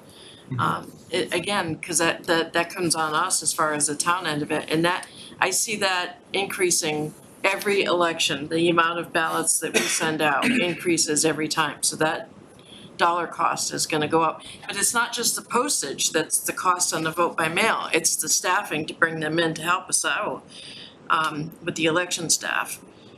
Are you getting the ballots back that you mailed? I'm just gonna ask some questions. I'm sorry, what was the question? Are you getting the ballots back? Are they So you're coming back? sending out 100, are you getting back 100? No, What did you say there was a lot that you said? I'm The- thinking 10,000, there was a lot you said. well, so for I haven't totally looked at the numbers as to the final count that we sent out. But the last time I had looked at them, we had sent out about 12,000 between the two elections. How many have come back, I don't know, but I can tell you that the majority of them come back, if they do, through dropping them off at the box. And then a lot of folks actually request that ballot and then show up on election day. So there's a couple of reasonings behind that. One is that the voters wanna have a ballot in hand in case something happens. Those that really wanna vote have a ballot in hand in case there's a storm on election day. The other is that quite a few folks, if you remember that card that went out at the beginning of the year that said, I wanna vote across the top of it, quite a few folks misread that in that they're saying, by signing it, they're saying, yes, they're gonna vote. They're not necessarily realizing that we're gonna be sending them a ballot. And that kind of thing is through education, and as time goes on with this new vote by mail process, that'll slow down. Gotcha. Go ahead, Jeff. No, I have a question. My daughter was one who got a ballot, but she got it on the 29th in California. And so it, according to the Secretary of State website, it didn't get back here in time. Now my question kind of, I understand that there's a lot of ballots that have to get out. And that, is there any kind of, something that like you prioritize and say, hey, like people who are serving overseas or, get absentee ballots, or people who are in faraway states, send those out early. And the people who are, just asking for a mail-in ballot in town, they could wait until. We try. I don't know how easy logistically that is to do. So a lot of that, I'm assuming that the one that went out on the 29th was that she received on the 29th was a local? It was both, actually. Yeah, both of them. So a lot of that depends on when we receive the application. But in this case, a lot of the ballots for the local election went out later because I have to prioritize the primary. Those have to go out first. And having the double election slowed down the process of those ballots going out. I can tell you, it's unfortunate, but I don't know total numbers, but we received about 100 ballots back today that we had to reject for both elections because of the Guess my daughter's was one of them. probably. Wow, interesting. Yeah, so again, that's gonna go with education. As the longer we do vote by mail, the more educated people get in making sure that they get the ballots back. Do you think part of the education is people not realizing the early voting too option? Mhm. Yeah. So that's another thing. A lot of those that requested a vote by mail ballot actually showed up in person for early voting. Yeah. And unfortunately, when they show up with that ballot in hand, we have to tell them you need to hide that ballot because you can't bring it in. Once we send it to you, the only way you can return it is by mail. Oh, no kidding. Yeah, so you can't come bring it in and actually use that to vote. But they could drop it in the box. They could drop it in the box, they could send it in the mail. Cross-check so that no one can vote twice, like send it. Exactly, That's probably a lot of work. that's part of the process, the checks and balances. Fascinating. Process. Fascinating. That's interesting. Spreadsheets is my favorite. Oh, all right, no. You had me at spreadsheets. It's one of the reasons why I love Emily working as an election worker. Say no more. Great. Thanks, Laura. I really appreciate it. Okay. Anyone else have any questions? No, thanks for that. That was very interesting information. Thanks. All right, you guys have a great night. Okay. Laura. Laura, go home and get some sleep finally. I'm gonna take you up on that. For sure. Good night. Thank you, Laura. You guys have a great night. Again, great job to Laura and the staff yesterday for the election, all that got up to yesterday. Our next division is the technology division, that's on page 41. That used to be part of administrative services until last year. It broke out into its own department, and it's headed by our chief technology officer, Kevin Farilla, who's behind me here and will tell you a little and answer some questions.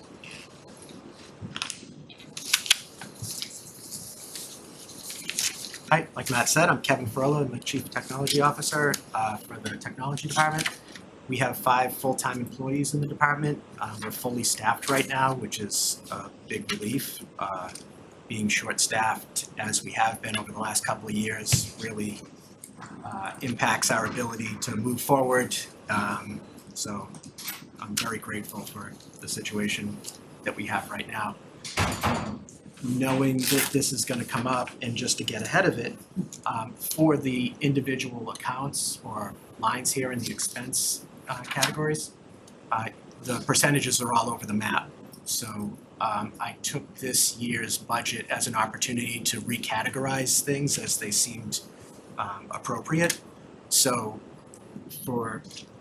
you can look at this however you want, but the way I see it for the department expenses, the bottom line at the 3.9%, which I guess is a little further down on this, is what I draw your attention to. We can certainly talk about the individual categories and why they're the way they are, but they do balance out. You'll see minus 37% for one, and then plus 65% for the other. They my spreadsheet's a mess with the more granular detail. Excel is saying error for some of my totals, which is my divide by zero, which in complex variables we could do, but in Excel you can't. So having said that, I'm open to any questions that you might have for anything. And so licenses, is the software all licenses? Is that what that is? The software licenses total at the bottom? No, is that where it says, financial software, is that just all license? Financial software includes our financial applications, the modules that we own, and the maintenance agreements that we have for support from our vendor for a lot of our modules, as well as a legacy system. So what are they perpetual licenses that we pay maintenance on? We're year to year on these licenses, so every year we renew the modules and the license, yes. Does that answer your question? Or? Yeah. You guys have any questions? Jeffrey? I'm just curious about ransomware and how well we feel the town is protected. I guess my go-to answer is I'd feel a lot more comfortable if we disconnected from the internet. It's a balance between usability and security, and I don't ever feel comfortable. I don't think that's a very good answer or a good reflection on me, but I just don't feel comfortable. There's always more that can be done, and we are always evolving. We have a cyber liability insurance policy that helps push us in the right direction, but I should probably have a more politically appropriate and friendly message. Well, I mean, I guess, so, yeah, and the liability would go then pay the ransomware extortionists, right, to hopefully not pay them, hopefully to recover from, okay. But it's certainly not out of line with what's happened in the world. I'd like to not. We'd like to not fund them to develop the next generation. Absolutely, Right, exactly. yeah. So, where, are there things that you would like to add to this budget that would, noticeably increase our security? Or do you feel like, obviously we could spend another 100 million trying to secure everything, and short of unplugging it from the internet, we're not going to get there. Yep, But, we are currently and have been over last, I don't even know how many years, but many years, always shoring up our defenses. And there's a balance between what we in technology and the staff can consume as far as change. I'm always looking for additional enhancements that can be made. So I don't know that that's a very good answer to your question, but if you are saying we just happen to have unlimited supply or unlimited money here, we could use it for sure. Well, I mean, I think part of, the committee's job is like, okay, where are we spending too much money, where are we not spending enough? And, if we found, Sharon says, hey, the interest rates went up another 2%, we have another $100,000 in interest income or something, where would the next thing we would spend that on be? Yeah, I don't know if there's a limit to what can be spent, but it doesn't feel like there's a limit. There's always something that can be enhanced, and it always feels like a scramble to stay up and to make changes. So, yeah, I don't know if that answers your question, but I don't want to get into specifics for sure, but I never feel very comfortable. It's probably a good answer. I don't know. It doesn't feel good. You feel too comfortable. It's truthful. That's when you get complacent, right? Well, mine was a comment, not a question, so I'll go first because it'll be quick, which is to say that I'm uncomfortable if anybody who's responsible for the security of anything feels too comfortable. So I appreciate the fact that the attitude of vigilance, as it were. So thank you. Yeah, I think my question's a little easier than these. Professional services, is that consultants or a consulting agency or something that we use to supplement like resources? So overtime would be separate. Yeah, professional services are outside vendors that we leverage to support the things that we are not equipped internally to do. And so some examples are printer maintenance. So if there's a physical problem with the printer, we don't have the in-house expertise to manage that. But it's not just printers, it's fiber optic New cable. software, so that will go up and down each year based on projects, it looks like. Yeah, yep. But it's anything that we, our phone vendor, their ability to come in and handle anything beyond adds, moves, changes, things that we do in-house to maintain. Anything beyond that, we bring in somebody under maintenance contract repair category. Okay. Professional services.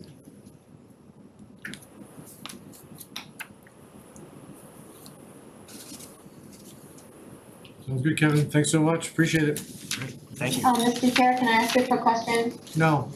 Okay, I just wanted to, make sure everybody had a chance to ask. Kevin, I was just wondering, am I seeing a big jump in technical licenses and support? Can you talk about what's going on with that? Now I can see it. So that's like I said earlier about the recategorization of some of our accounts. Okay. A lot of stuff shuffled around. It's more to just get our accounts in line with reality. We have, one of the lines that gives me an error in Excel is our internet service provider. That charge was historically in the phone landlines. With so much of our connectivity leveraging the internet now, there's been a shift into an account. And so you'll see a jump or a decrease, and it's purely because of shuffling accounts based on what is logical. Okay, so just for technical license and support, it wasn't like a big purchase or big increase, it was more like just what that bucket is holding. Yeah, Okay. we did have Very good. we did have an increase. I mean, just to get it out there, software licensing, without any exception maybe, with one exception, has increased. And so the technical licenses and support line maybe increased more in addition to me shuffling things around into the appropriate categories. We saw software subscriptions increase almost without exception. So to answer your question, it's a little bit more than just categorizing things appropriately. It's also an increase in licensing costs and subscription costs. Is the bulk of that Microsoft? It's certainly a part of the story, but I don't know if I could say the bulk. We do have 365 licensing that historically we have not had, and so it does contribute. We do have a 3-year agreement with Microsoft that locks us into pricing, but having said that, this fiscal year is going to see a little bit of an adjustment that the previous fiscal year did not have because we just locked into that agreement. So to answer your question in a long-winded way, yes. Okay, well, thank you, I appreciate that.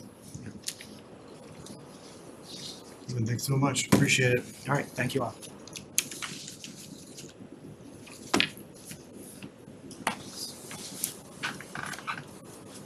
Okay, thanks again, Kevin.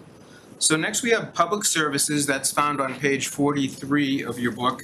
And that's divided into two main components. That's community development and community services. Community development is led by Andrew McNichol, and I believe he's on the Zoom. So Jackie, could you show Andrew on the Zoom if he's there? I am here, can you hear me? Okay, there he is. Okay, so Andrew, I'll leave it to you to tell us a little bit about community development and answer any questions for the Finance Committee. Yeah, so community development, in terms of budget, no unexpected changes or increases, a few slight increases in terms of the salaries, but again, nothing unexpected, I don't think, given the 7 full-time staff and 6 part-time staff. Expenses have really stayed level. We have no proposed increases there, so just of note, everything we try to do, we really try to handle internally, and with our peer departments. I have to give them a shout out, DPW engineering, procurement, GIS and tech, really a good public safety, almost everybody. We work with them to get all of our projects done internally. We work a lot on grants to try to match any projects and fund any projects through grants. Obviously, those fluctuate and are competitive every year, so there's nothing you can promise in them, but we've really, in the last few years, in my time here, been pretty aggressive on them and competitive in them. So we're gonna continue on that trend.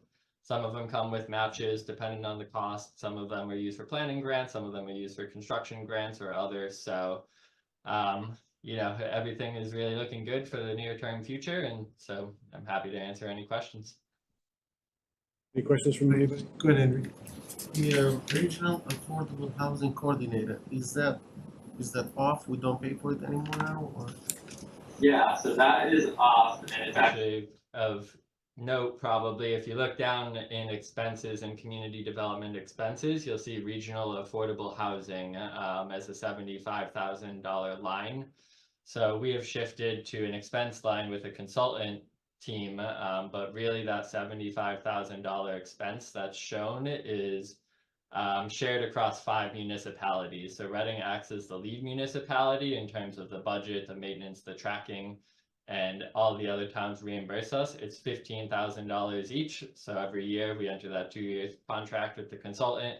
Every year it's $15,000 per municipality, but it's shown on Reading side as $75,000 because we sign the contract, execute the contract, pay the invoices, and then collect the reimbursements from there.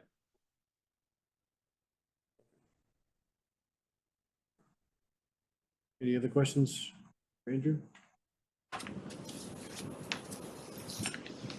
Sounds good. Okay, thanks, Andrew. So, thank you, everybody. thank you. So as I mentioned, the other half of public services is community services, and that is led by Jenna Ferrante, who's here live tonight and will answer any questions.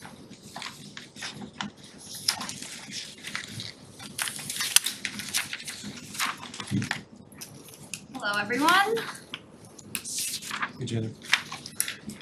So, community services is dedicated to offering services, support, and programming to individuals of all ages in the town of Reading.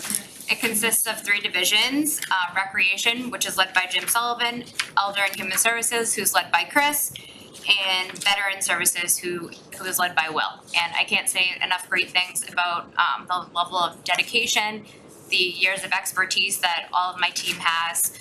They're really just great additions to community services. We have a staff of 10 full-time and then several part-time seasonal employees. Several of our part-time seasonal employees in rec are self-supported through the Recreation Revolving Fund. So at no cost, obviously, in the budget, you'll see the revolving funds completely self-supporting on here.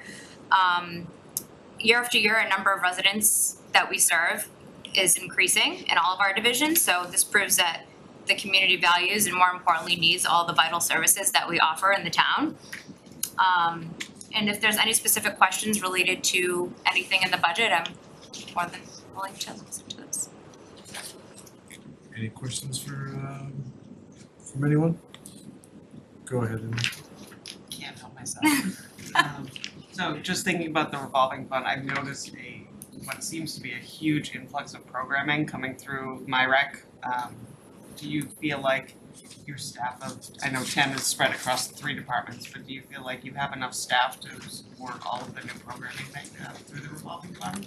Or do you anticipate that kind of being a situation where you might not have enough, Sue does a lot. Yes. I don't know if, your part-time employees are enough to kind of keep up with the demand that you're seeing. Sure. I think the one thing in the future that I've been talking to the higher ups and several other committees in the town and boards in the town is that we would love to have a therapeutic recreation specialist down the line. and that could perhaps be supported by a revolving fund if it is a part-time employee. Sharon, you can correct me if I'm wrong.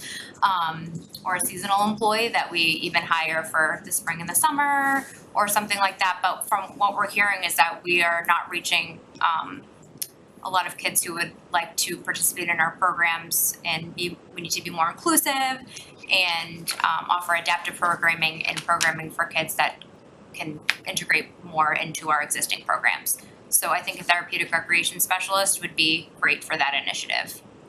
Is that something that other towns, like, other Yes. towns have that? Yes, yep, Burlington, Brookline, Lexington, those are a few offhand.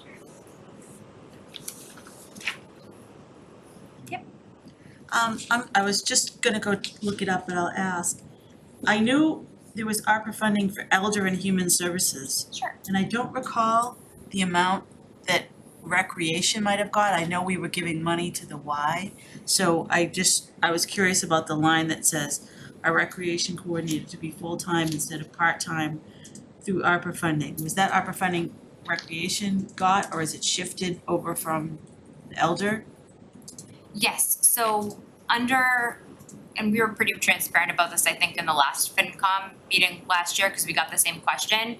So we did ask to offset the recreation coordinator as well as a senior center coordinator and a future part-time volunteer coordinator, which we actually just hired. So the recreation coordinator, the line of thinking behind that, if you look at the numbers, a lot of people that we do serve are elders, and we offer a lot of like weekend and weekend and nighttime programming that the senior center currently doesn't have. So that was the reasoning behind it, and I think Fidel and Matt as well supported that decision. So the money's what's gonna happen when the ARPA money runs out? Yes. That's the end of FY 25, I think. Yes, so as a team, we are still working through that. I think from a recreation standpoint, we do turn back a good amount of money back to the general fund, so I feel like from a recreation standpoint, they're completely self-sustained just by what they're bringing back to the general fund for the two positions that they currently have. So I think on the recreation side, I think that's very justifiable. And then as far as the Elder and Human Services coordinator, that's historically always been full-time. And then maybe like right before COVID, a couple of years before COVID, they made it part-time when Sharon Thomas retired. So I think that it's a position that's needed to offer the quality of service and programming that we're currently providing. So we'll probably be asking for additional money to offset that position. The volunteer part-time coordinator position that we just hired, that will that's only a 2-year position right now, is how we advertised it. So we'll see how that goes and if that's a position that we want to keep in the long term, if we have a community center or a senior center. Okay, thanks. Any other questions? Someone else has their hand up. Go ahead, Andrew. So Gina, on the elderly and human services expenses, the FY 23 actual seems very low.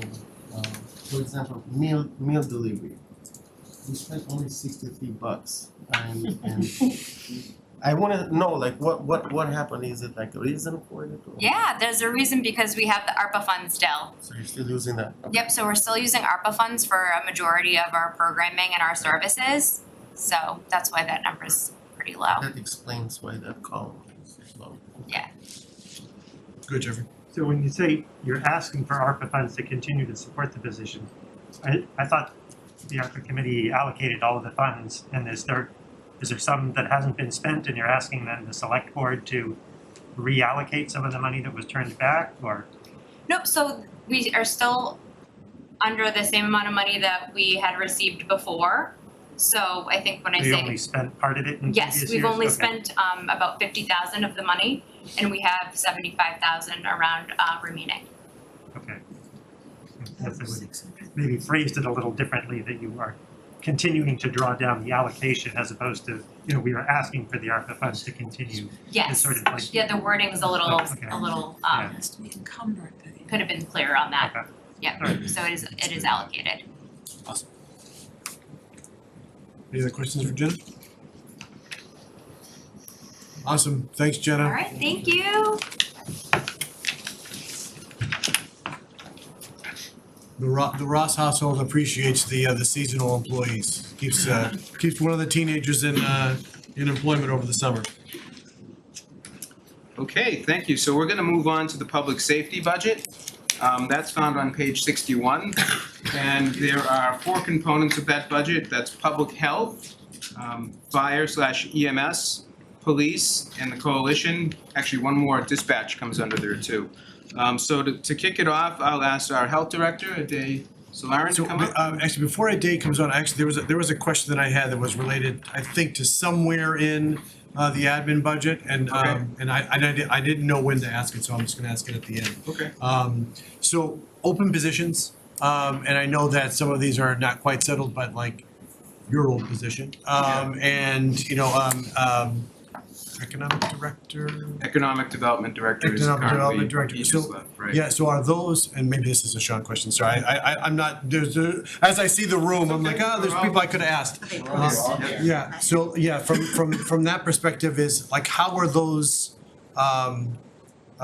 accommodated, kind of within this FY '25? Are there line items that are there that, will be kind of filled, kind of through the year, or is it something that's still hitting FY '24? So just kind of curious. We fully funded those positions. The economic development director, we only knew like a month ago that he was going to leave, and we intend on filling it. Yep. We intend on filling my former position as well. So those are just fully funded positions within the budget. Yep. And we always look at the budget, like the step that it's on, so we make sure that we're not, exceeding that. That sounds good. Thank you. Gotcha. Sharon's involved in that too. Yeah, I knew there was a lot of people involved, I just didn't know who to direct it to. Thank you, appreciate it. Okay, so then I'll move on to the public health budget. And Ade, if you're ready. Ready. Good to see you today, thanks for coming. Thank you. Good evening, everybody. My name is Ade Solari, the Health Director for the town of Reading. I'm here to give a quick overview of the Health Department's budget. The Health Department is a small department with a small budget. We have 4 full-time employees and 1 part-time seasonal employee. We also employ the expertise of independent contractors, such as the Animal Control Officer and the Tobacco Control Coordinator. On the screen, you can see the Health Department's budget. It's broken down into 2, the salaries budget on top and the expenses budget, which is the bottom half. The salaries budget is pretty much consistent with FY '25 salary projections, which include a 1.25% cost of living adjustment across the board, a 2.35% step increase for non-union, non-management employees, and a 2.5% step increase for non-union management employees.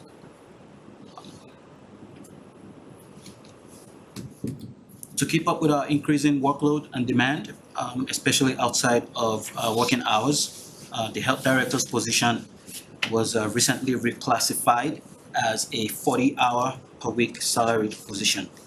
And if you look at the health director line item, you can see a 10.6% change that reflects, the reclassification.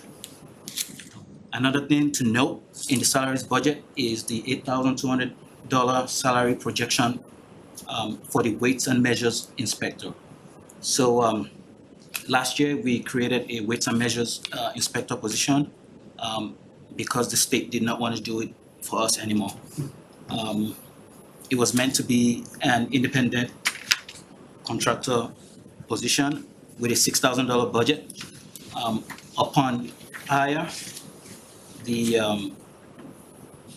was reclassified as a seasonal part-time position, and that comes with cost of living adjustment and also step increase eligibility. So for FY '25, we pretty much took out the $6,000 and replaced it with $8,200 to reflect the seasonal salary line item for the weights and measures inspector. And this is evident in the support staff line. staff line item. And that's the main reason for the 15.5% change.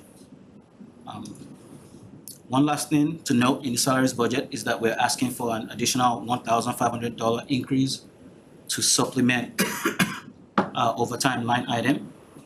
And this will help cover overtime pay for inspections and work-related activities we perform outside of our working hours.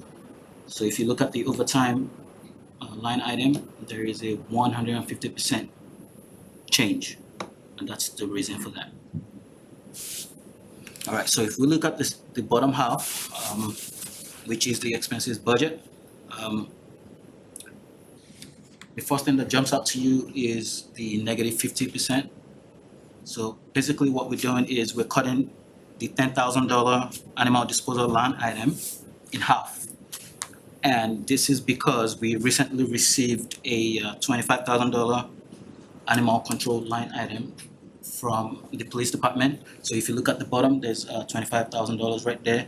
And some of the responsibilities, they do overlap, and there's no need to have a duplicate budget for expenses that overlap. So that's the reason for the 50% decrease in the animal disposal line item. As I stated earlier, we eliminated $6,000 weights and measures line item, and we also received a $4,000 line item transfer from DPW to fund the SHAPS disposal program. This is evident in the professional services line item, and as a result, there is a 7% decrease. Let's see, last but not the least, we're requesting to fund the departmental supplies and equipment line item in the amount of $500, and also requesting a $1,000 increase in the mileage reimbursement line item to reimburse the health department staff for work-related transportation and travel expenses. And that's the reason for the 42.9% increase in the health and other line item. So if you look at the budget in its entirety, we're proposing a $5,500 decrease in the expenses budget and a $28,375 increase in the salaries budget, leaving us with a total net budget increase of 5.3% in the amount of $22,875. Questions? Any questions from anyone in the committee? Go ahead, Joe. Is that, like that last point, it's really small, but like the mileage reimbursement, is that like standard policy across like all departments or something, or would this department just have more like out of ready travel? Yeah, most departments have vehicles assigned to the departments, but we don't. So we use our personal vehicles for, seminars, conferences, and inspections. So we get compensated for the. Okay, but yeah, that's why it's cheaper than buying vehicles, yeah. Correct. And just another, I don't know if it was ever in this budget, but like the opera funds, Mary Ann will remember, like, the money that was allocated, like the 250 or whatever, is that money all gone now? Like, for tests and. I know that, I thought this is where I'd call on Karen, I thought that some of it was released to the select board to give to the food pantry. Food pantry, For correct. some emergency aid, and then they weren't gonna give it all, they were gonna see how it would last the food pantry, is that correct, Karen? Yeah, no, that's a great question. I believe we reallocated a little bit of it, but I'd love to know where we stand with that as well. Great question. So we used a whole lot of it to purchase test kits, and we were left with around $35,000, and we gave $15,000 to the food pantry, and I believe we have about $20,000 at the moment left. If I recall, there was, at the time the extra money was going to the food pantry, there was the community health needs assessment was still underway. So we didn't want to reallocate all the money until that was done. Is that So done? Is that? we paid $50,000 out of the APA funding for the community health needs assessment as well. So So the 35 was left over after that? correct. And I think that the select board didn't wanna spend the whole amount on gift cards right away or something and see how it goes, and then maybe have another infusion this year or something. Yeah, obviously we just wanna make sure we spend it right by the end of the Oh, yeah, 25. it's very easy to spend small amounts. Karen, did you have anything else? Yeah, a quick question, so the salary level for the health director is going up 10%, is that a combination of step raises and cost of living? It seems higher than. Absolutely. What's going on there? Absolutely. So my position used to be a 37.5 per week hourly position, and because I usually come to Reading to take care of work-related issues, inspections, and things like that. The previous town manager, Fidel, thought it made sense to make it a 40-hour per week salaried position to pretty much, compensate for, some of the work I do outside of my working hours. So it got reclassified into a 40-hour salaried position. And then if you add the 1.25% cost of living adjustment and the 2.5% step increase for non-union management employees, that was how we got the figure. Gotcha, I have a general question for Matt, this is the first I've heard, we all know the town manager works more than 37.5 hours, but, do we have a lot of salaried employees that are classified as 40 hours a week, or is this unusual? I wouldn't say a lot. I think most department heads at that level are, not all of them, but I mean, I could give you the breakdown, and I think Sean has that as well. So it's rare, but at the department head level, and especially somebody like a day who's working a lot more hours than even the 40, it's a way to sort of compensate them for those extra hours that they work. And that was done under both of the previous town managers, so. Okay, I wasn't aware of that difference, thank you. Thank you. Dave, thank you so much. Appreciate it. Okay, so we're still in public safety. We're gonna move on to fire EMS. That's on page 65. We have Chief Burns and our new Assistant Chief Nelson is here as well. So I'll turn it over to them. Chief. Thanks for having me tonight, and I did want to introduce a new Assistant Chief, Rick Nelson, so he's joining us tonight. Congratulations, Rick.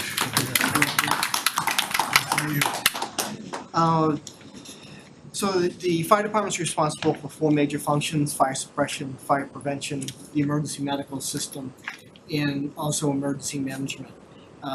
So for the FY25 budget, we're not looking to increase the size of the department. It's a level service budget for us. We do have some grants in progress. We have a SAFE grant that's in progress for $4,000. That's where we go into the school department and teach kids fire safety message. We have a $2,200 senior SAFE grant that's ongoing, where we have programs for seniors to fall prevention, smoke detectors, carbon monoxide detector placement installation, things like that. We just received a $14,110 grant for firefighter safety equipment, and we're gonna use that grant to outfit some new firefighters we're having.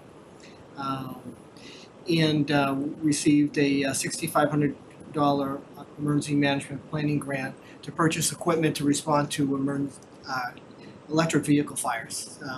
We do need specialized equipment for that, and fortunately this grant allowed us to do that. So I was able to equip 2 engines with the right equipment to deal with that. So it's very timely. Wakefield had an incident about a year and a half ago, and it is very difficult to get at where the fires burn on the cars.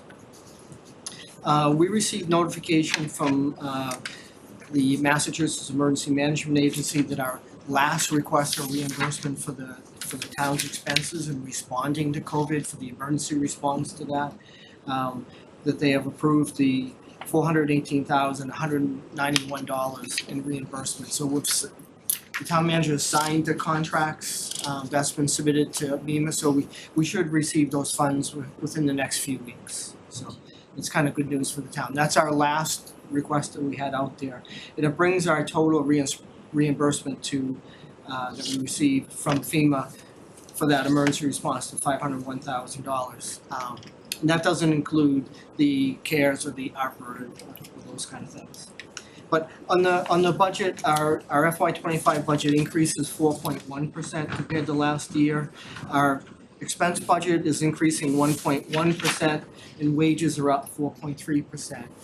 That's driven by on the non-union side by the pay and class study, and on the union side on the collective bargaining agreement. We have a number of people in the union side that are going through steps in addition to receiving a COLA. On the expense portion, we have a small increase to the expense budget of $2,300, and it's driven by increases to our EMS costs. Our Region 3, there's different EMS regions in the state. One of the primary functions they do is provide for the ambulance they provide an emergency radio system for the ambulances to call the hospitals for medical control and let them know we're coming. So there's costs involved in that, so that's one of the increases. And the other is for service contracts for our stretchers and our stair chair and our CPR compression devices to make sure that that equipment's working properly and it doesn't result in a patient getting injured. So we do have to have a service contract for that. In FY24, we're gonna have 7 firefighters leave the department. 4 firefighters will retire, 2 have transferred to another department, and 1 just resigned. The fire service wasn't for him and decided to move on to other places. So we're in the process of filling 3 vacancies. And we're also gonna be taking on a transfer from the Belmont Fire Department. So there's a little bit more portability we're seeing in public safety in the last few years. Any big attribution to why there's that portability? Each one kind of leaves for different reasons. We had a new firefighter, well, he was with us for about 4 or 5 years, and he transferred to the Cambridge Fire Department. He wanted to go to a bigger urban department. We had another firefighter that transferred to the Danvers Fire Department. His grandfather was on that department. He grew up there, so there was some roots there. Yeah. Last year we took on 2 firefighters from Bedford Fire Department. So there's some movement there.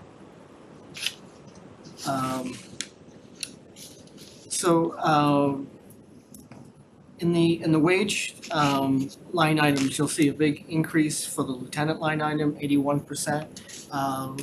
This fiscal year, we increased the number of lieutenants we have, and that was to increase our response to emergency incidents. We took our shift supervisors, a captain, off the engine company and put them in a vehicle, in a car to respond. So they weren't just tied to one half of the town. It gives them the flexibility to respond all over the town and into the highways for larger incidents. And we found that really has increased the safety for the town and for the firefighters. It just provides another layer of supervision. So they're responsible to respond to all major incidents, and even emergency medical incidents that would involve something more acute, to have another set of hands and another level of supervision there. It's really worked out well for us. So I appreciate your support with last year's budget into moving this forward. And what you're seeing, the line item, the funds transferred from the firefighters line item into the lieutenant's line items. And then that 8.9% in the expense budget, that's in the ambulance services account. That's a $2,300 increase if my memory is correct for those for the service contracts that we have. And any questions? I went through that kind of quick. Any questions from everybody? Go ahead, Marianne, go ahead. This is something, because I remember seeing it when you presented to the select board in December, so I just pulled back up your presentation. And it was your proposed phasing plan, and I've heard you mention some of the things like promoting 4 additional lieutenants. And this mentions phase 4, hire 4 firefighters, long-term goal. And it says first year cost $300K, engine at Main Street Fire Station would always be at 3. Is this hiring the 4 firefighters in addition to our entire staff, or is this related to the 7 that are leaving? No, that's another phase, so it's not included in this budget. Just something in the future when Yeah, I we just should wanna, fund? that would be something out into the future. I just kind of wanted to let finance committee know and town meeting and the select board know that we do have vacancies that we're in the process of filling now. And while those positions are, whenever you have positions to fill, there's a time lapse to that, so that can increase our overtime costs. And then when we hire people, we have to send them to the academy for a 10-week program. And then they come back to us, and then they're about 3 weeks before we can count them as part of our shift strength. So it impacts our overtime. So that's why I flagged that in there. The phase 4 of that plan would be to hire 4 more people, and it would increase our shift strength minimum to make sure that the downtown engine company always has 3 personnel on it. When it's staffed at 2, like it is an awful lot, one person's driving, that leaves one person to pull a hose line. You just can't get very far pulling a very heavy hose line. You need 2 people to do that. And so to get it into a building, you need a minimum of 2 people. One person can't do it. So it causes us to combine companies. We'll take people from the ambulance and pull them together. So when it's staffed at 3, it becomes a standalone piece rather than having to be joined with. So I was just trying to, so now that I know that that's not the same as the other thing, like house, it's probably just dependent on our budget, but is it an urgent need that if you could hire them now, if there was money now, and I'm not saying we have money, it would, our town could really use them right now? That would be, yes, the For the fire best department could safety. definitely use it because we would consider that engine company fully staffed. Because our, one of the things that we do, because we run an ambulance, we're kind of like, Wakefield has the same staffing numbers as us, but they don't run an ambulance. So their engine is always at 3, their ladder truck's always at 3, and their second engine is always at 3. Sometimes it's 4 and 4, but at a minimum, it's always at 3. Because we run an ambulance and we send those folks out of town to the hospital, it takes them a little over an hour to turn around to the ambulance call where they're And tied it's up. probably a lot of elderly getting brought to. Yes, yeah, so that drops, so our staffing is at 10, so that drops us to 8. So the downtown engine company staffed at 2, our ladder truck is staffed at 2, and our west side engine is staffed at 3. So by doing the EMS, we're doing double duty, and we, when there's a fire, we're shorthanded if the ambulance is out of town, which does happen to us, because it is a busy piece. So that's why that request, that's why I kind of put that out there. I do consider us very fortunate, phase 1, we got the vehicle, phase 2, we did the promotion, so, and we've moved, and we've made the phase 3 as well, and the last piece remaining is that phase 4. Okay, so that's just really pending funding and. Yeah, it's pending for funding, yes. Interesting. But I wanted to put it out there as a whole phase that, No, just it's something when I hear about that versus other types of positions that, departments may wanna add, you can understand the need for it now. That's Now that I great understand with the, Yeah, with it's the good, it's good ambulance. to see the vision, kind of in all, in all the aspects of it, so that's interesting. Good I job. was gonna say the same thing. I appreciate the longer term planning, so, because you come here to talk about promoting the 4 lieutenants, like, well, of course, that was the next step after what he talked about last year. Yeah, right. So I appreciate the planning there and the communication. thank you. Thank you, everybody. Well, Joe, you got Yes, one? I'm sorry. Sorry. Running off. Just, You're gonna have to be quicker, Joe. Always gotta wait for Joe. Chief's not gonna wait for you. I know, you got more important things to do, No, I no. know, but, this, the emergency, management reimbursement, how does that work? Like, the costs have already been incurred, right? So, Well, at some point, like in this fiscal year, we'll get that money back. So, and Sharon is the expert on this, but, so if that was expenses in a prior fiscal year, those expenses will come back and go to the general fund. Okay, so it is just going to the general fund. Right, they're not So gonna you- go you- to You don't get it in your operating. Correct. Yeah, Yeah. okay. And that's generally, years ago, snow and ice would come back really quickly, but it's become slower and slower process. FEMA really scrutinizes these, it goes through multi-layers of review, so it just takes a very long time. This was probably this was over 2 years in reviews and just lots of back and forth. Yeah, okay, great, thanks. Lots of cuts too. Thank you. Thanks, Chief, really appreciate it. Thank you, everybody. Thank you. Okay, so the last three areas we want to cover tonight is police, the coalition, and dispatch. And Deputy Chief Amendola is on the Zoom, I believe, and will tell us a little bit about those three areas and answer any questions for the Finance Committee. So I'll turn it over to Deputy Chief Amendola. Good evening, everybody. As you can see, in our police side budget, the only really increases we have are based on the union contracts. They have step raises plus their COLAs. And the other ones were the non-union employees is the only increase is based off the class and pay study. We are actually at fully staffed. We have 46 police officers. I think we're one of the only PDs that can always say we do have a full staff. We have a great place to work. And it's, because of our good competitive contracts too. So as far as the police side, everything is good to go on that budget. For our expense budget, we are level funding. We don't feel the need to increase anything. What we had last year worked out very well for us. So I don't know if anybody has any questions on the police side. Jeffrey's got one for you. So did your salary go down by 0.4%? I think it depends how I do tonight.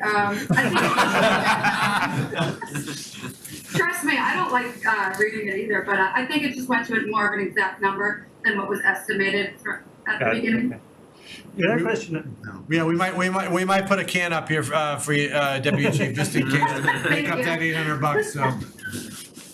The other question, so I did that great community Citizens Police Academy in the fall. And one of the things that was mentioned was, there's one officer that's kind of part detailed out to the, not NEMLIC, but the FBI task force that does a number of these, they'll seize, drug busts where they, the money or whatever, cash or something, and that eventually some of that money comes back to the various towns that have contributed officers to that task force. So I wonder, where does that show up in the budget? So it's never been on our budget. We do get asset forfeiture money in the drug account. I'm not sure, we don't have much right this instant, but I'm not sure if Sharon can show it.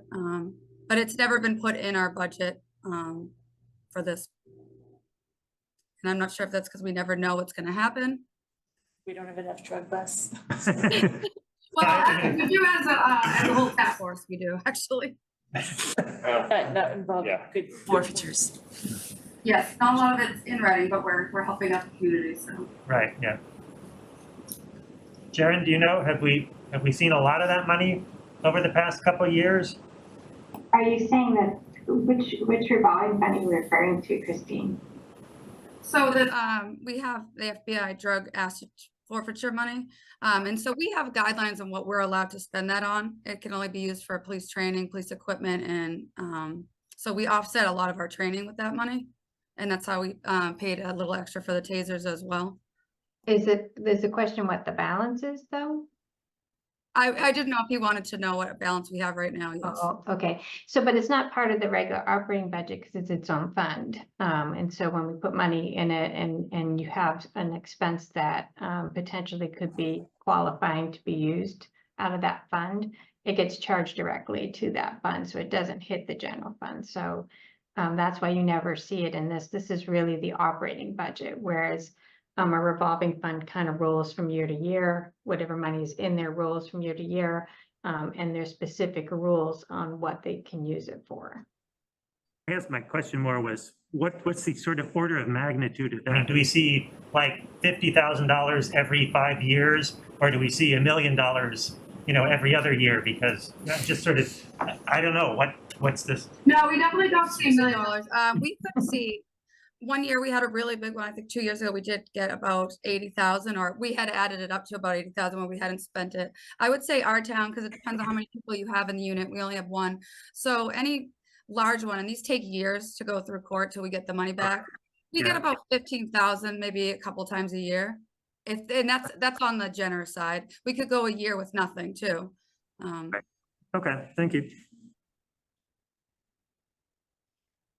Any other questions on the police side? All right, you can go on to phase 2. Okay. Level funding, that's like. Okay, coalition. The coalition salary increase, the 3.6 and the 3.5 were based off the pay and class study. So those were what they were given as what they deserved for their pay and class. They are not using any grants at this time to offset, so it's strictly from us. Their expenses are a little confusing because of their opiate settlement. So that's where you're seeing the 8,000 only, but we actually will get that money, and I'm not sure if you all understand how it works at town meeting, but so they're not losing money, it's just not in their operating budget the way it reads here. So the programs are funded out of the settlement money instead of the town budget. Yes, yep. Yep.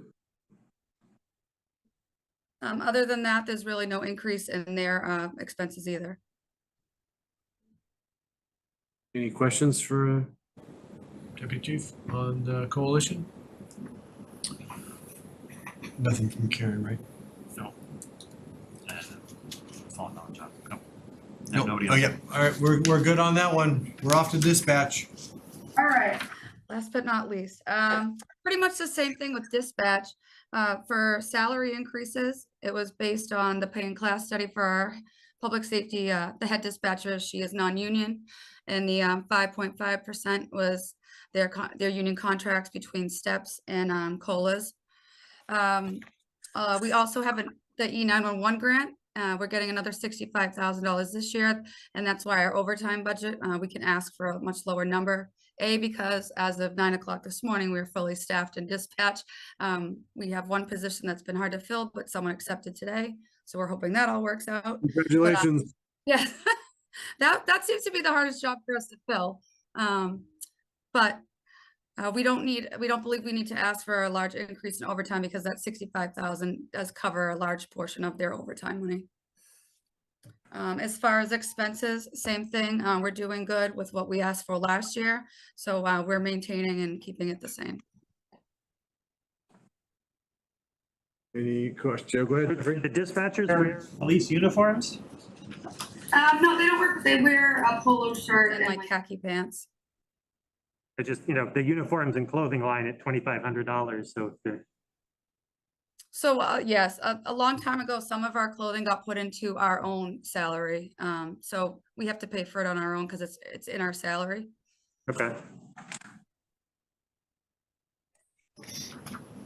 Any other questions on dispatch? Not appearing. See how much Chief doesn't realize how much easier it is when it's level funded. I mean, normally he's talking for a half an hour. I mean, he says an hour's worth of stuff in a half an hour, but he's up there for quite a long time. That's true. Don't tell. I can keep talking if you want. Don't tell him I said that. Don't tell him I said that. You don't think he's watching right now? There's no way he's watching. Okay, thank you, Deputy. Thank you. Thank you. So that concludes the department presentations for tonight. So next week, we'll hear from Finance, DPW. DPW will also cover enterprise funds. The library will be here and also facilities, and that will wrap it up. So I know you have other agenda items, but that was our presentation tonight. Awesome. Yeah, huge thank you to the to round one. That was awesome. Really good. Thanks for entertaining all the questions too. We had quite a few. Can I make a comment on the budget? Of course, Andrew. Absolutely. I've advocated this for a long time, and Jane knows. Percentages are great, but I would love to see the amounts in here. The dollar values, it's in line with the best budget practices. Hopefully you guys will consider it for next year. Okay. But it's because some of those are small changes, they look like 90% increase and it's like $500. Yeah. Yep. One- I understand. Cool, I go back, what was our next? Interesting, Andrea, if I flip the page to the finance department, they have exactly what you were asking. Change dollar and percentage. They just Thanks, didn't folks. amend the Have a good rest of the night. departments didn't get the memo. Normally we make you stay for the whole thing, but we'll let you go. Yeah, right. Emily, we're gonna go another hour. It's easier to read, that's all. Don't ask. All right, so the next agenda item that we have is discussion and possible vote on the ex officio FinCom member for the ad hoc committee on the CPA study committee. So Matt, thanks so much for sending across like the charter, and I'm just gonna read it real quick for everybody. Matt sent this across to me. So just to give everyone kind of a level set as far as what the CPA committee, study committee is. The Community Preservation Act Ad Hoc Committee will have 7 members and 1 non-voting member to be appointed by the select board, and is charged with facilitating communications with community leaders, town administration, town meeting members, the select board, local community groups, and the statewide Community Preservation Coalition to share information regarding the opportunities and challenges when adopting the CPA.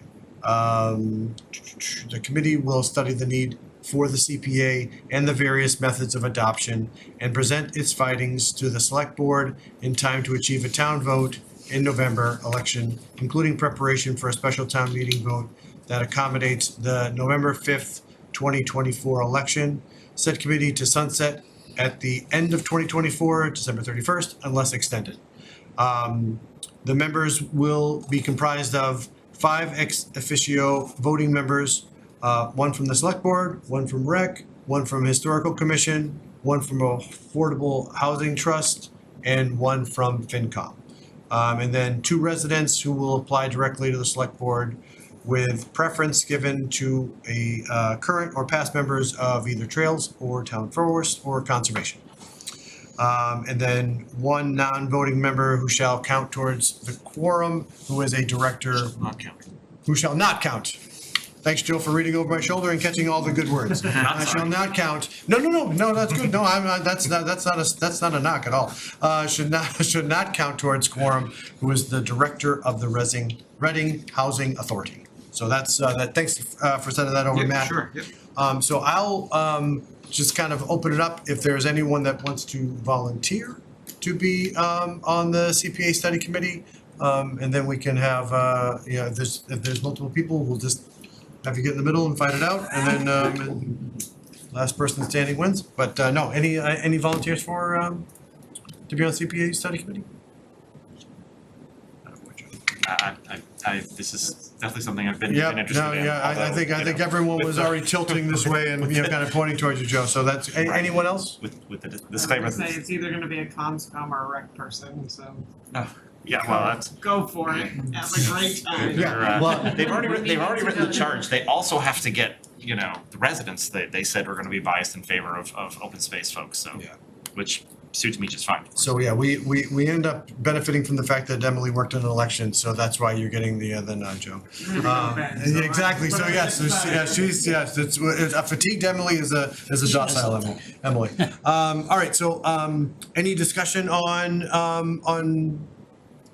around Joe? We can. This is an open forum. We can say anything we want about Joe. No, I'm just kidding. All right. So yeah, exactly.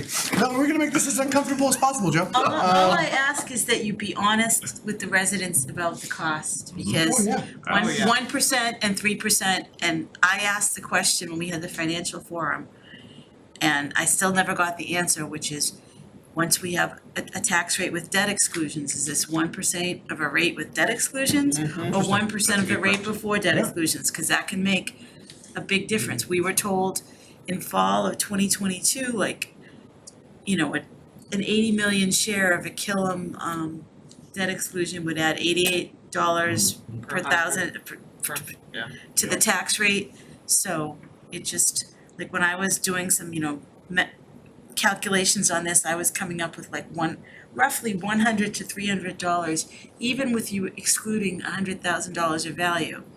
And, some people will say, oh, it's only $50 a year, and I'm like, that's only in places where the houses aren't, it's worth as much as here. No, it's interesting. Just, as long as you're honest with the residents about the cost, push I think push that's a the good, I think reality. those are good points to, and I think, the sense I get is that this is something that we'll be able to see. I mean, you'll be the pending, you may be the member, we haven't voted yet.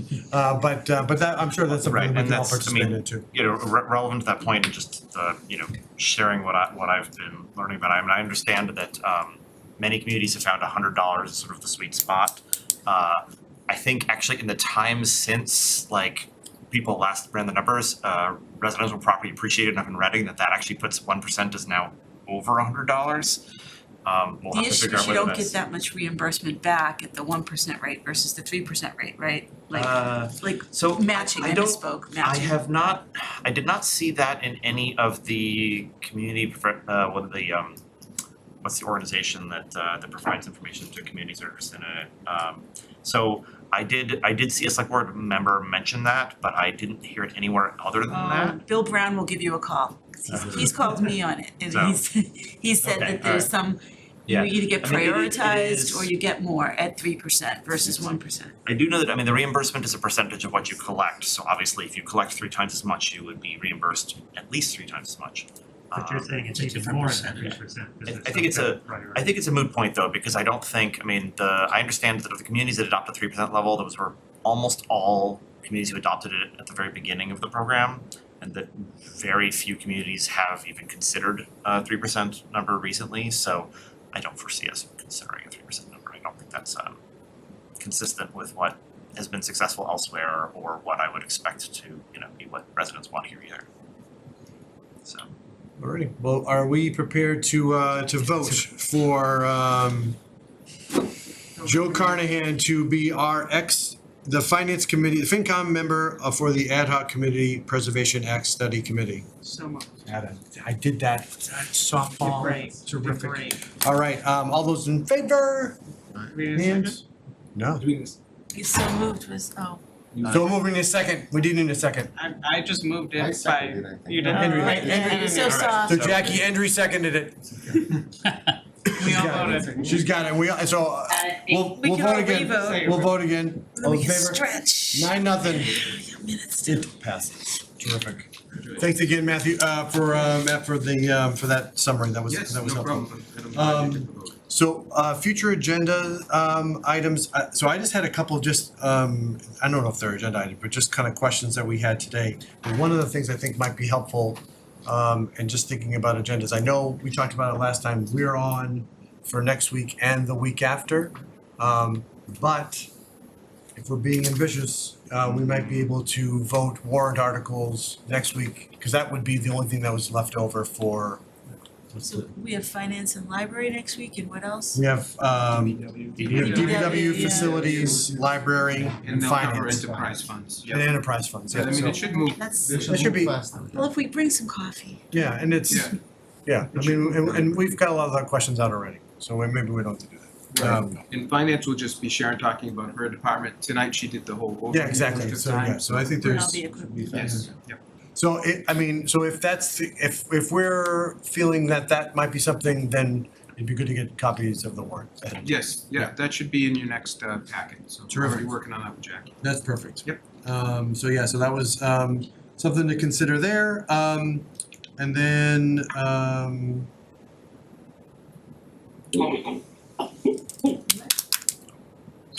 so quick, I'm actually just trying to think, actually, I'm looking at, I'm trying to read my own writing, I can't read it. So there was examples that for how the town manager and the select board spent their reserves. That was a question that you had. Oh, yeah. Yeah, I so was just a gonna follow-up. email with the. Yeah, just to follow up on that one. That could probably, I don't know if it needs to be on the agenda or if it could just be shared over email probably, but. That was the only other thing that I had. Any? Sharon will have to go a little into the capital, we had some questions on that, so. So any other items that anyone wanted to talk about, like future agenda items?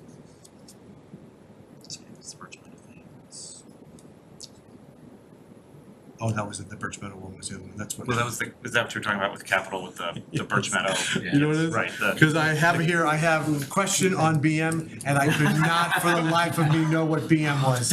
I swear, Joe, it's right there. It's right there, Joe, it says BM, I have no idea what that is. Walkways. Yes, no, right, It's 9:30, this is what happens, you can add at 9:30, this is what happens. And yet we're voluntarily gonna go longer next night, but on the other hand, I do like the idea of getting another Wednesday night back, so. All right, so then, Make it worth a little bit more, Ed. all right, so then why don't we go now to, if it's no other future agenda items, I think we're good there, let's look at Motion to approve the February 28th, 2024 Finance Committee meeting minutes as presented. Second. Mark, thanks, Emily. All those in favor? Opposed, no one? 9-0, Jackie. I think that's it for us. Second.